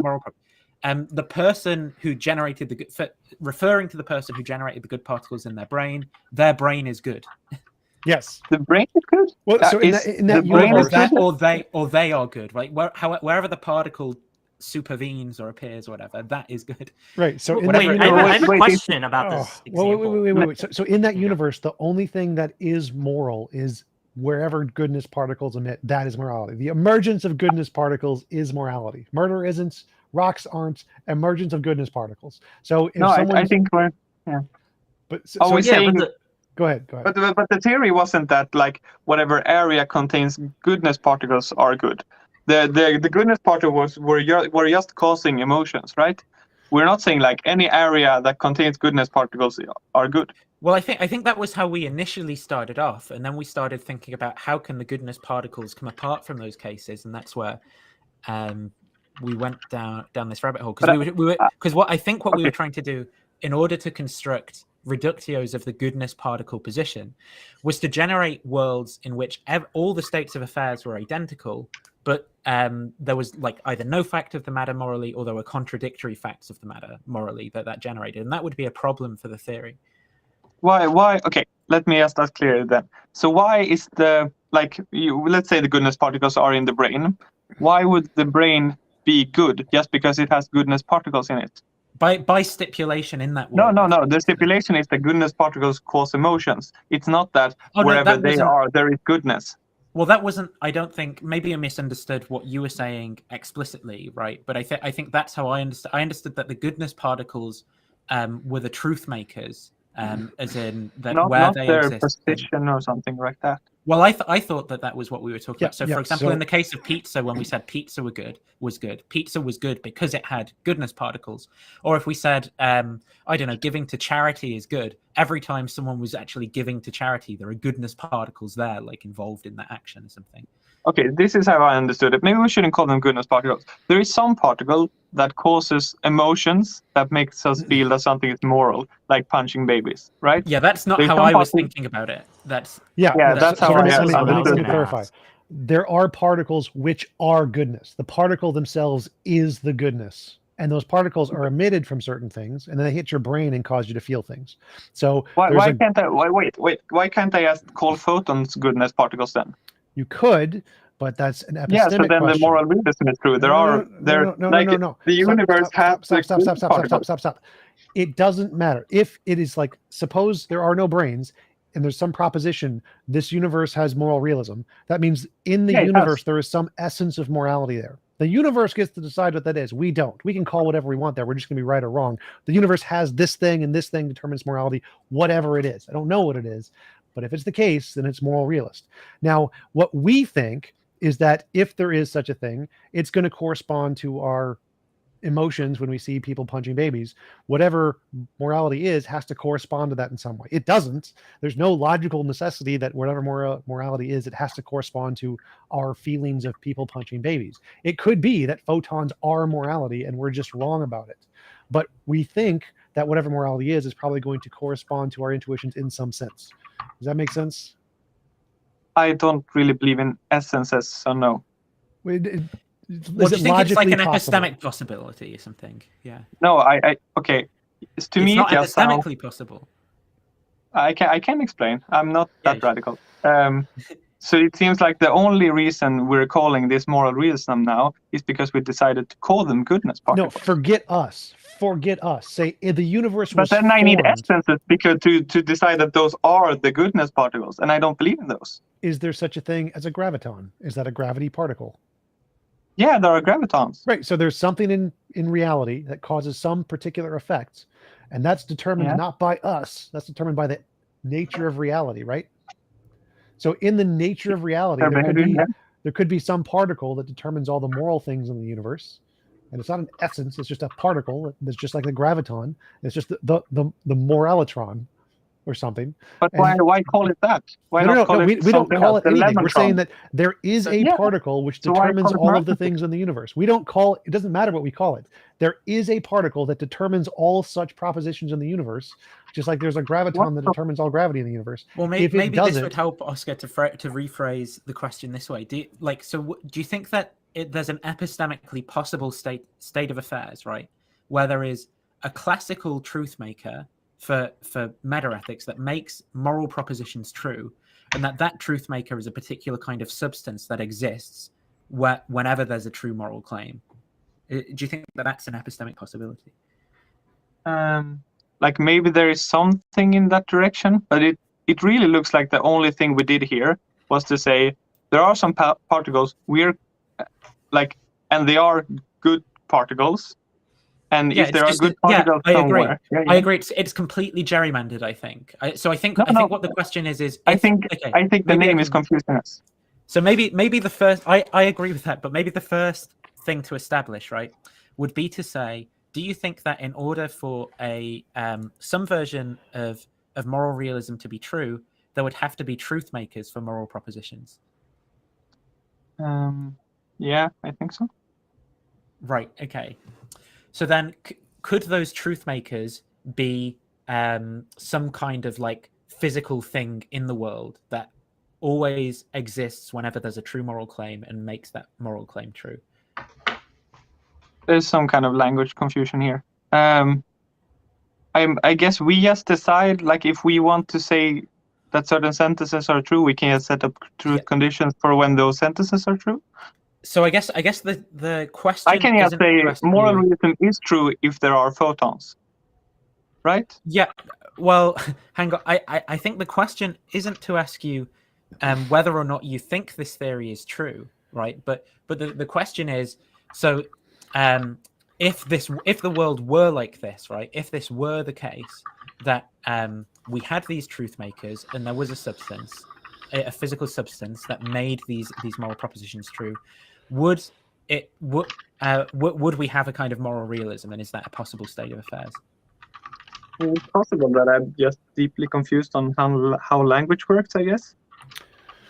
Well, I want to go back to the gravity example for a second. So Yeah. is it rational to say that we don't get to define gravity? Gravity is a thing in the universe. We don't get to make up definitions. Our definitions just don't matter. Yeah. Because there's We a thing decide there. what to call it, I guess. But Yeah, yeah. Are completely irrelevant. There is a thing there and it causes some very particular effect. And if there is a thing there that causes this effect, we don't get any opinion on it. So we're saying that morality is an effect caused by a thing that we just don't know about. Is it possible that morality, we've made up the word, we don't know if it's there or not, but suppose that morality is an effect and it's caused by something out there. Would that thing be morality, just like gravitons are gravity? Wait, you're saying you're defining morality is an effect. Can you say that again? No, morality, the things we see are an effect of something, just like gravity is an effect of a graviton. So there's a particle that causes this effect. It's fair to say that gravitons are gravity, right? I don't know if I use that language that way, but I sort of understand what you mean. Sure. So like gravitons are gravity. Would you say that gravitons make the proposition that gravity exists here true? Together is it the presence with... of gravitons? So there's a proposition, right? Gravitons are here, right? Now, is that proposition made true by the presence of gravitons in the world? Wait, the first sentence was gravity is here or something? Yeah, or that there is gravity here, or the Earth has gravity, something like that. Yeah. There is gravity, maybe. Yeah. Yeah, right. And then the question is, so suppose that do you understand what it would mean? How do I ask this? Is that proposition made true by there being these things called gravitons in the world that are there? They're being made true by two things, I think. They're being made true by there being gravitons, and that we have set up the truth condition for the sentence "there is gravity" to reflect those things. So you need two things, right? Like us to have set up the rules, like what the words mean, and the facts. But let's so I think that what we're doing here, so you see that moving part of we've set up the rules of what the words mean. So I think that it will be the contentious point, because I think that what we're talking about is we're assuming a model of language here where, independently of how anyone talks about anything, there are propositions which are true or false, and those propositions are being expressed in language, regardless of which language that you talk in, right? And the proposition here is a kind of picture of the way that reality is, or something like that, like conditions in reality which have to be met. So you could have a language which was like square, square, triangle, which expressed the same proposition or something. Just in the same way that you can say, I don't know, 1 + 1 = 2, and I can say ein und ein. Like we can agree on how to use language. Yeah, and we can. And the point is that agree. So the idea in these cases is that there's a proposition, something that's understood in the mind, that's being expressed in different languages, but we're trying to say, of the proposition, right, is it made true or false by states of affairs in the world? Yeah, I guess the difference in the morality case is that it doesn't seem like we have agreed on like what facts of the world is being pointed out by the word morality, right? Like TJump seems to think that. Oh yeah, you can think this is false. I agree that you can think this theory is false, right? Is actually false. Just in the way that you can be an anti-realist about gravitons, right? You can think that the proposition gravitons, there are gravitons here, actually is neither true nor false, right? It's just something that some people express, or maybe you think that it's false, but it's a convenient shorthand that scientists use as they engage in certain types of activity. You can be an anti-realist, right? When and think it's actually false that there are gravitons, but it's at least an epistemically possible position for realism to be true, that there are these entities called gravitons that make the proposition true. And I think that that's all that's trying to be expressed in the case of the moral realism, that there's an epistemically possible position where there's a moral particle that makes it true, but I don't think anyone's saying that that is actually the way that things are. Look, let's say it like this then. Like if we use language the way TJump proposes that we use language, where there is this connection that the sentence morality is objective is true if there are moral particles, and then we say also that there are moral particles, then because I understood the rules of the game we set up, I'm gonna say the first sentence is true. I think that that's right. Yeah. I think that was just a fancy way of saying yes. No, that's I'm just saying there's a moving part which it seems like you're skipping. Yeah, but I think that this all pivots either way on your view of language and propositions, because I think that what you're describing is, you know, a non-representational view of language there, right? Where you have to be socialized into using words in a particular way in order to have this discourse take place at all. And I agree that, I mean, this is my approach to, I happen to take that as well, and I'm just pretending I don't believe that for the sake of having a conversation, assuming propositions and things like that. But yeah, I don't think that there are these representational propositions. I don't think there are truth makers. But yeah. I'm not really sure how truth makers are supposed to work. I mean, is it something like you're setting up the conditions of truth or something? Yeah, it's the way again, this hinges upon, I think, accepting the idea that there's things called propositions first, right? Which are sort of representational mental entities.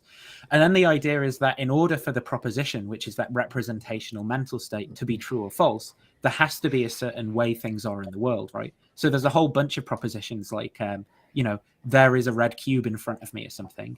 And in order for there to be a red cube in front of me, the world must be such that, you know, and then here's a picture of a red cube that I've drawn. Yeah. I was just confused because it seemed like the only reason we were saying that it felt like we reached a conclusion that where we said there was morality was because we sort of decided to call them goodness particles, and that was doing a lot of the heavy lifting. And it seemed like we were like, oh no, we're not. It's not just that we're calling the goodness particle; they have the essence of being the goodness particle or something. And I was just like, this seems strange to me. I think you're confusing us applying definitions to there is a thing in reality which causes all of these effects. So like we don't just define gravitons as having gravity.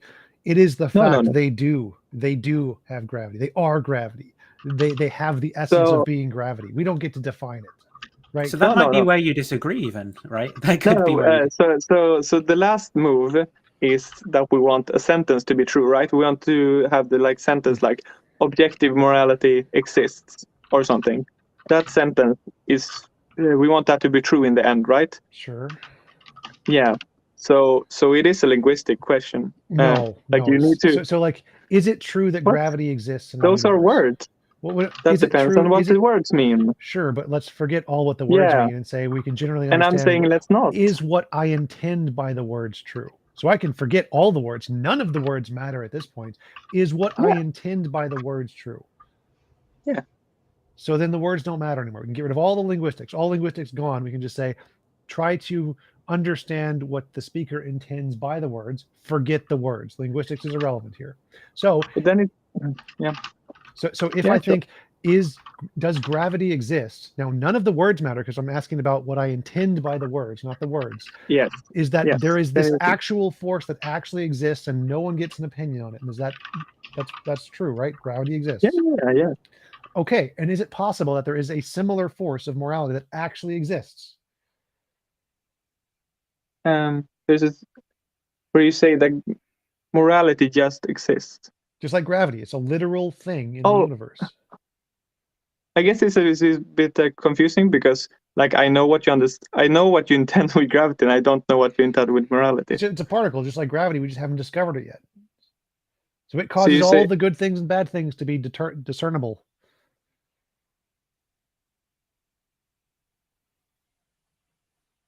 So morality exists means there exists a particle that makes certain sentences true. No, or it has something. nothing. The sentences are irrelevant here. So we're talking about what do I mean by the word, which means there is a force exactly like gravity. It's just a They force could that exist. permeates the universe. It does nothing with sentences. Sentences don't matter Yeah, here. yeah, okay. Okay, And okay. the sentences we make correspond to that thing. They are trying to describe that thing. Just like when I say gravity exists, that sentence is describing an actually existing force that is in the universe. It doesn't make the sentence true or whatever. Our sentence is just describing that thing. So is it possible there's an actually existing force of morality? What does it? I have no this idea what force it's made of. do? Is it possible? Okay, is this possible? There is a force. Okay, Yeah. sure. That's it. That's it. That's all we were saying. But It's why is it possible. morality? How is gravity gravity? I just answered the question. There Yeah. could be a force. Yeah. I think just And by you're saying, could there be stipulation, in the What- possible world, it's just by stipulation. Well, I right? think he's asking a more So we're fundamental question. That why is gravity gravity? What makes it we gravity? have Why is it? stipulated? yeah, it's gravity essence, I guess, or something like that would Like- be. It has Is this gravity. your answer, TJump? It has gravity essence. Sort of. I mean, like if I say That's essentially what it is for something to be gravity. yeah. So I'd say Okay. that reality has a property, and that property is gravity. And that's what makes it gravity, is that reality has this property. That's it. Like that's fundamentally what it is. So if there was some property of morality baked into the universe, the fact that the universe had this property would make it morality. We don't get to Then define it.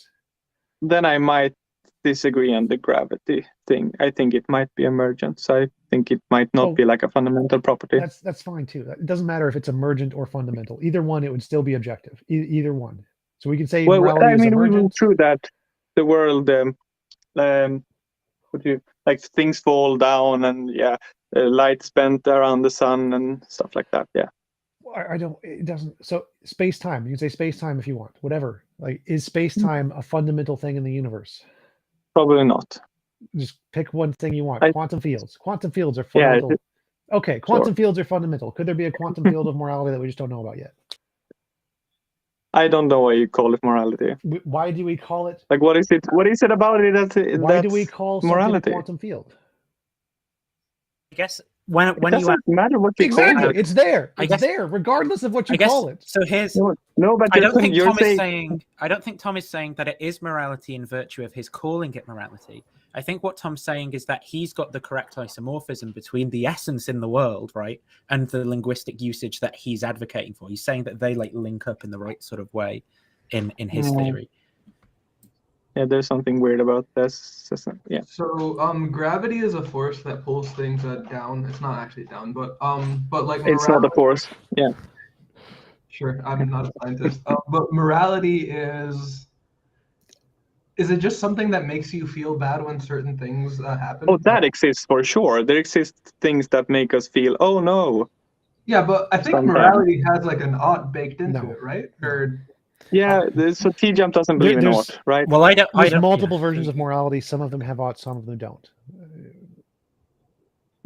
If all you're saying is like, is there a force that makes us feel like, oh no, sometimes, and oh yes, sometimes? Like, sure, that's epistemically Well, possible. Yeah. So if you're asking, if you were asking me the question about what I genuinely believe, right, then my answer would be that our linguistic discourse that we're trained into around good and bad is connected to these feelings that we have, right? So the feelings that we have play a role in this discourse that we're trained into. We know the correct conditions of use to use these words, and part of the correct conditions for us include these feelings that we have. And that would be the way that I think about morality.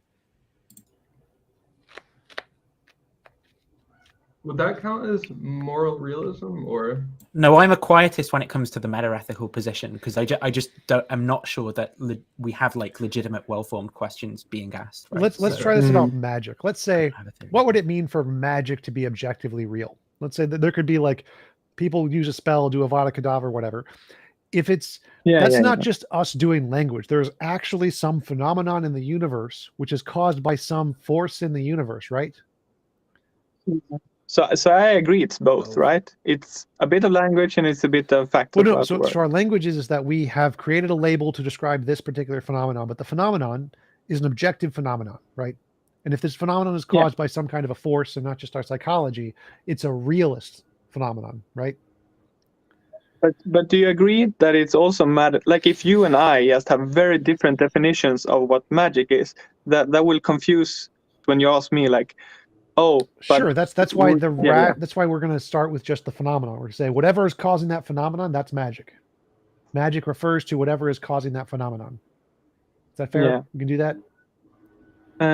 Cause, yeah, something like photons cause my emotions in some ways, right? Forget that right now. We can just say there's a phenomenon in reality, and whatever is causing that is magic. Now, maybe it's just our imagination. The photons hit us and our brains do all fuzzy stuff to make us imagine that there's magic. And so it's not really there. That would be a subjective model. But maybe there actually is some kind of energy stuff that is the Avada Kedavra spell that shoots out of a wand and kills somebody. That's an objectivist spell. There's a thing there in reality, and it's caused by some force in nature, right? Could I convince you to use realist and anti-realist instead? Sure. It's the same thing, imaginary and real. It's not for me, so it's really confusing. Sure, I have to do a redo every time. Yeah. Sure. So there's a realist, there's a magic realist where the magic is actually there objectively and it actually kills somebody. And there's an anti-realist who says it's just in your imagination. There's not actually there. It's just your imagination. And so the realist is saying that this force, there's a force that's causing this magic stuff to work. That you cast a spell of Avada Kedavra, there's this force of nature and it's governing these laws, causing these things to happen. Anti-realist is like, no, it's just all in your imagination. It's just not real at all. Now, I think the important thing in the realist conception is the notion of truth maker, right? The notion of proposition, truth maker, and essence that makes it true. Well, I think those are too technical. I want to avoid those at all costs. I just want to say that, so there is a thing in reality independent of our imagination. That's a realist position. And there's just our imagination, which makes us think there's that thing there, but it's not. That's the anti-realist. Is that clear enough? So, yeah, I think the reason Nathan said that was that he said, like, TJump, you might have some metaphysical baggage here that might make this weird. I don't like essences and propositions and stuff. We don't know any of that stuff. We just know there is a thing that exists like gravity, and it's causing magic to kill people in the realist version, and in the anti-realist version, it doesn't exist. Right? That's the only difference. Yeah, it's like placebo or something. Like, yes, you think you're gonna be killed, and maybe their heart stops. Yeah, just psychological. It's not actually there. Yeah, now, I understand that perfectly. So it's easy to say that magic is a potential law of physics we haven't discovered yet that does stuff, right? It's easy to imagine. Very easy. Yeah. So why can't you just imagine the same thing about morality?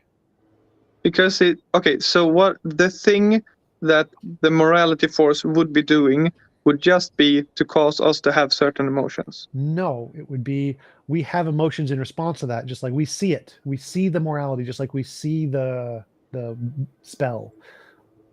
But what would be the difference between a world where the force exists and a world where the force doesn't exist? Well, you could posit lots of differences, but I don't see why that matters to the question. I needed to understand, I guess. Or I don't. Because like in the magic example you gave me, it was really clear what the difference was. And now it's not clear at all. So I think what Oscar's stipulating is he's taking this kind of idea of proposition and correspondence. Just to answer real quick, like in the case where there is magic and it kills people, and where there's not magic and people die of a placebo, there's no difference there that we can see. I think this is the problem, though, because then the propositions don't actually express anything different. I mean, this is the thing that the logical positivists in the magic one, there is a law. There is a law actually creating these spells. And we could find out about it in the future. I think Oscar's saying is that that's a thing that's being said, right? But in the world, there isn't actually, because there's no difference between the two worlds, right? Because there isn't like something different that actually happens in reality in the two cases. So it's said that there's a law, but the thing happens with the same amount of regularity in our sense experience. Like, what would we have to experience in order for it not to be true that there was a law? Well, I can say that if we zoom in far enough, we'll be able to literally measure the law in one universe and not the other. Like, I can just pause. Yeah, like some test we could do. Sure. We could if we get powerful enough microscopes, we'll be able to literally see the waves of the law be there. Okay, that's the difference. And the same thing is true of morality. No. What is the difference between the two cases in the morality? Like same thing. We can Well, zoom I in don't with a microscope and we'll see the little wiggly thingies that are causing this. causing what? The motions. Moral phenomenon. What is the moral phenomena? So just in the magic case, we see the magic spell. In the morality case, we see the morality. I don't understand what it means to see the morality. What that Like, So like when we see the magic, we get a sense experience. And when we see the morality, we get an emotional experience. the morality. Like, are you meaning like we're seeing someone get hurt, and like if we had tools, we can see them like glowing red, maybe. Sure. Like we can, yeah. Sure. I mean, there could be a force that does that. Thank you. That's literally I the wouldn't only thing we've been I would- talking about. All right, so I think Oscar's problem, right, is like he would just call this like a positive. desire particle or something. He wouldn't call it a Yeah, goodness something particle. else. Yeah, Like it's because a it red seems glowy like- particle. yeah, Well, because you could just have why do different we background call- beliefs. Why do we call And- this magic? It's because we use the word magic to describe a phenomenon. Why do we call this morality? Because we use the word morality to describe a phenomenon. What makes it morality Yeah, is the but- same but thing goodness- that makes it gravity. Definition of goodness is going to be an open question, right? The definitions So- literally don't matter. The definitions Well, are irrelevant. I think All what makes it definitions morality are is irrelevant. our use. Oh my gosh, no, TJump, you're Okay. wrong. Like, No. I don't know how- Reality is reality independent of definitions. The things that exist in reality. Sure. I are agree. true. No, So- the so if particles morality- exist. wait, They wait, can make you wait, wait, desire. If morality is one of those things, you don't get a definition anymore. If it is one of those things that actually exist, you don't Yeah, get a if you definition. condition, Yeah, but like, I if you think the condition problem on a here is that definition, you- of course, that's going to be The problem here is that we're only corresponding statements to more statements, right? We're not corresponding statements Oh to my the world. gosh. So look, okay. So say that we find out in the future that some of the like bad stuff, you know, when someone gets like tortured, they glow in a certain way that we can detect in the future, and when someone gets stolen from, they glow red in the future. So you find out this, and then me and Max says, "Look, this is really cool. They found out a new physical law that, and we call it the red glow law." And then you, TJump, you come in and you say, it's the moral law. Like, why would you be correct and we would be incorrect? Why would we? It's the same motivating reason. The same reason. If you just started calling gravity something else, you'd just be wrong. Like the words I would literally don't matter. If there is a TJump, phenomenon I'm in a moral We call reality, it a realist. I don't- different thing in Swedish. Swedish Yes, people yes, aren't I understand wrong. that. No. So Yeah, like, so that's false. no. If you said gravity isn't, it's just a definition and it's not a real thing, you'd just be a dumbass. It is a real thing. So if there is a real word thing, is a I'm not sure We definition, about agree that and they're it's a real real things thing. here. no. Like, Yeah. we Gravity agree is that I the think the force. real Wild essence is Green- more they- scholastic. Like, If you said gravity was not a real force and it was just a psychological definition, you're a dumbass because it is Let's a real go. force. No, What no, if no. gravity Let's go means back to something else Oscar's in Swedish example, then? right? The tortured No, person. no, it doesn't glows matter what red, it means to and the anybody. torture. Anybody who says gravity and what we mean by the words is a force in nature is not a force in nature is wrong. They're a dumbass. And so if Yeah, you the same added thing stuff applies to in that morality- sentence. yeah, but look, you're corresponding to statements, right? You're saying force in nature. That's what. But the point is that you're corresponding statements to statements, right? Force in nature is just more language. No, again, I've already addressed this. I said what I mean by the words. Forget the language. You have to make the sentence correspond to what I intend to Yeah, mean by but the I'm words. saying I know, but I'm saying what you can't ever do that because you can only offer more words. You can only correspond the words to more words. You Yeah, can but never I take can- off no, I your can say mind and stand as on. the truth side value on, as it were. is dependent on what I mean by the words, not the words themselves. I've now eliminated all words. The words are gone. So you can't argue Well, with you've my not words because you anymore. just told me that in more words, right? Yes, but as long as you understand the meaning, You didn't take my mind and make me stand on and see the relationship This between doesn't the matter. propositions you intended Wait, and the world. Instead, you told Yeah. me more words. Yeah. Me So and TJump, Oscar aren't. I think I can agree with you here. So let's say if a person says gravity doesn't exist, and by gravity they mean what you mean by gravity, then they are a dumbass, right? Yeah. But if they say gravity doesn't exist, and what they mean by gravity is unicorns, well then they're a smartass, right? no. What? Why It's not? irrelevant to the conversation. The point is, there is something. Wait, there are wait. things in. Wait, stop. There are things in reality, and what defines them as those things is reality. Reality gets to say this is a property that exists. You don't. I don't. Definitions don't. I agree. So if there is a property What of do you morality, think my disagreement was? if there is a property of morality that exists and reality says it exists, you don't get a definition anymore. It is the Luke. case that this is morality. And anybody uses the word someone else, they're just wrong. So, in the scenario we talked about earlier, we agree me, Max, and you, we all agree that people glow red in certain circumstances. We call it the red glow force. You call it the morality force. Reality Why? says it's morality. Reality wins. You're wrong. No, it doesn't. Yes, this is what I'm Reality saying. doesn't Reality talk. has properties. How is reality like? Reality telling you has this? shut What up. are you Shut talking up. about? Shut the fuck up. Reality has properties. You don't get to define those properties. Reality defines those I properties. agree. If Yeah, one but of you're those just properties, telling stop us what those talking. properties are, Stop. Tom. If Yeah, but I reality think there's determines something that it's to learn here, morality, Tom. you don't get an opinion.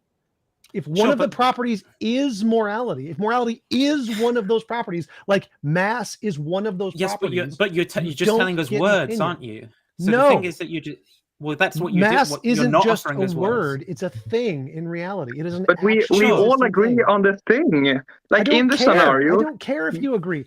You don't get to agree on mass. Reality tells you this is mass. You don't get an opinion. Well, our You activity. keep telling me that I disagree with a part that I don't disagree with. I agree with you on that part, and then I disagree with you on another part, and Right, then you so- say, so "But just- just just like listen to me, If dude." reality said there was a thing such as morality, just like there is a thing such as mass, and it's one of the properties, then you're wrong. It's just that simple. Reality is a certain way, and in this scenario, we all agree on that, and we disagree on what to call it. No. Yes, the only difference between me and Max's and your position here is what we call it. That's the only difference. No, that is completely irrelevant to anything I've said. I stipulate that the only difference is that we call it another thing. Right. What's and you're wrong with that? wrong, because if reality has a property, Because and the word property, floats above it, and it says morality. Stop. The If particle there prefers to are be called. actual Yeah, yeah. properties, there are actual properties that have an actual nature, and those actual properties, you don't get an opinion on it. You don't get to call it Yeah. what you want. It has And a they're property. unlabeled. Sure, They no, don't have come a with a particular. label. They have a particular nature, and the nature is the label. Yeah, but they don't have an English word label. Who cares about right? the English word? What matters is they So have a why nature, can't and the we nature use is enough for another debate. label? You can use whatever label you want. It doesn't make a difference. No, you said we were wrong for using another label. Yes, if you use a label that doesn't correspond to reality, you're wrong. Yeah, they either think there aren't labels Yeah, that you're correspond to reality, because like it's not like science in English is better than science in German, right? Is Naturwissenschaften better than science? Like That's irrelevant to the argument here. So this is No, not that's hard to exactly understand. the point. If morality is a thing, like mass is a thing, and that morality is real, you don't get an opinion on it anymore. okay, That's what I mean by the word. Okay, so is sodium called sodium or is it called natrium? What that doesn't Because relevant, it comes they're with the a same label, thing. right? So you Yeah, said so what If is you it are called in referring reality? to the same thing and both Yeah. exist, that's fine. right. But it's Yeah, still that's what's objectively real. happening. It's still an objective, realist Yes. position. They're both objective. They're both Yes. realists.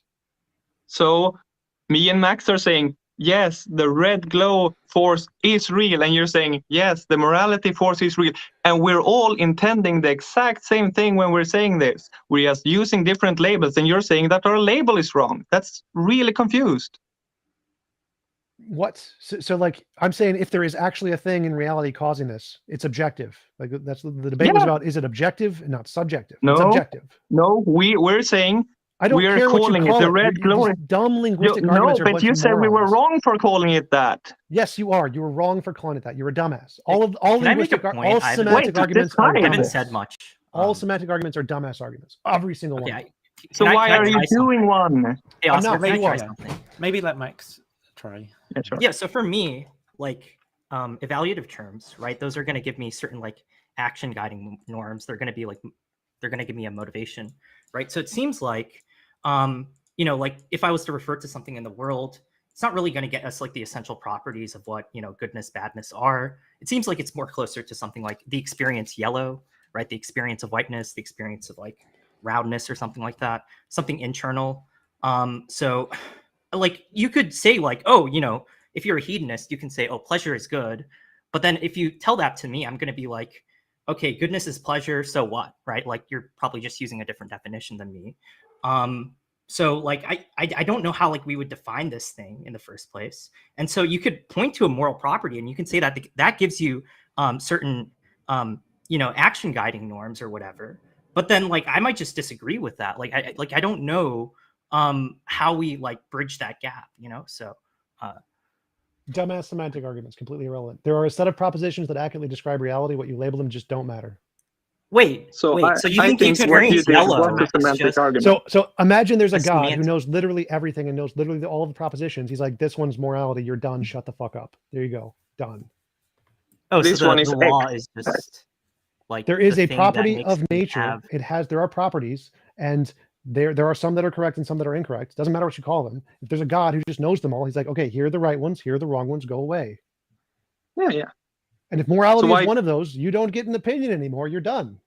Well, that's a subjectivist theory. Divine command theory is a subjectivist. No. God theory, knows so, them. No, He didn't decide them. He knows them. This is not Okay, a subjectivist so theory. it's This just is a an prop. objectivist Okay, theory. so it's in virtue of a property, it's Yes. good, and God knows all of it, Yes. and so he just tells Yeah, me but it's good. property is just another word. Congratulations. Oh my God, I hate you. Okay, yeah, no, I'd agree with that. I'm fine with that, but I don't think that addressed anything I said. So I don't understand what you don't understand. If there's a set of properties and one of them is the moral property and God knows it and can just tell you, you're done. yeah, no, that's fine.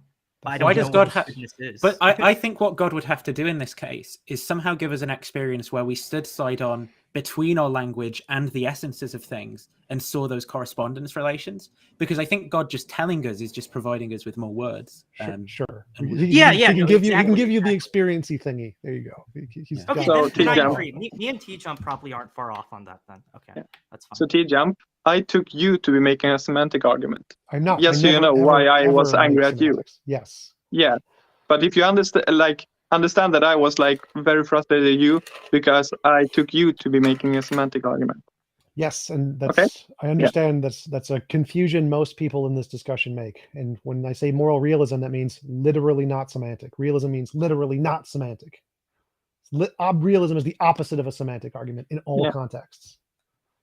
So I would still need to. I'm not saying say it to me now, but when you say morality, like I would still need to know what you specifically mean, right? We haven't even talked about my version at all. We've just been giving No, how no. to explain what it would mean to have objective morality. That's it. I'm not saying it to explain it. I'm just saying there is still this like part where because you're saying like, hey, don't listen to the words I'm saying, listen to what I intend.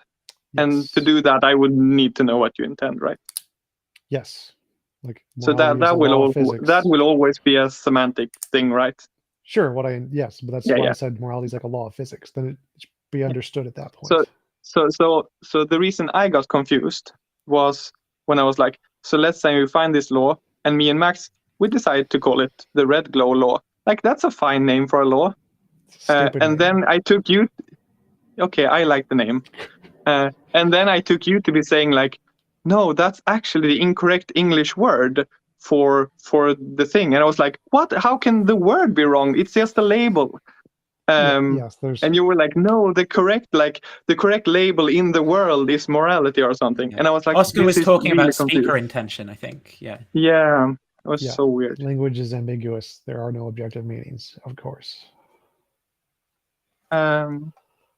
I think you need to know what people intend, but most of the time we just intend the same thing because we were all trained to do this, right? Well, I don't think there's any such thing that people intend. I just think there's, the linguistic practices. And... Sometimes I worry you go too I far. think like me and TJump would agree on a lot of things. I'm just like sometimes I'm caught up in when he says it's like a law of physics. Like would that specific law just give me? It's like some physical like causal process that gives me the action guiding norm. Because like that just seems like, that Action seems guiding kind is of, irrelevant. You don't need any action guiding at all. Yeah. That's irrelevant. Oh yeah, then I just disagree with you. Because I know you're what is it like? You have the utopianism thing, and then you have the no like impositions on someone else's will. Yeah, I mean I just disagree with that. So, but that gets more into the actual like applied and normative theory, not the meta ethics. Yeah, I think like I haven't met many other people that are realists, but they don't believe in oughts and shoulds and stuff like that. So always when someone tries to convince me of moral realism, like I try to make that part work as well. So then it's really confused where you're like, oh no, I don't believe in those things at all. Like they're just totally disconnected to reasons and stuff like that. you're like just talking. Maybe there's a particle that does things to brain or something. Yeah, it was just a hypothetical to try to explain what it would mean for realism. It should not be that hard at all. I mean, should and ought is a very common part of realism, I think. Some versions, but irrelevant.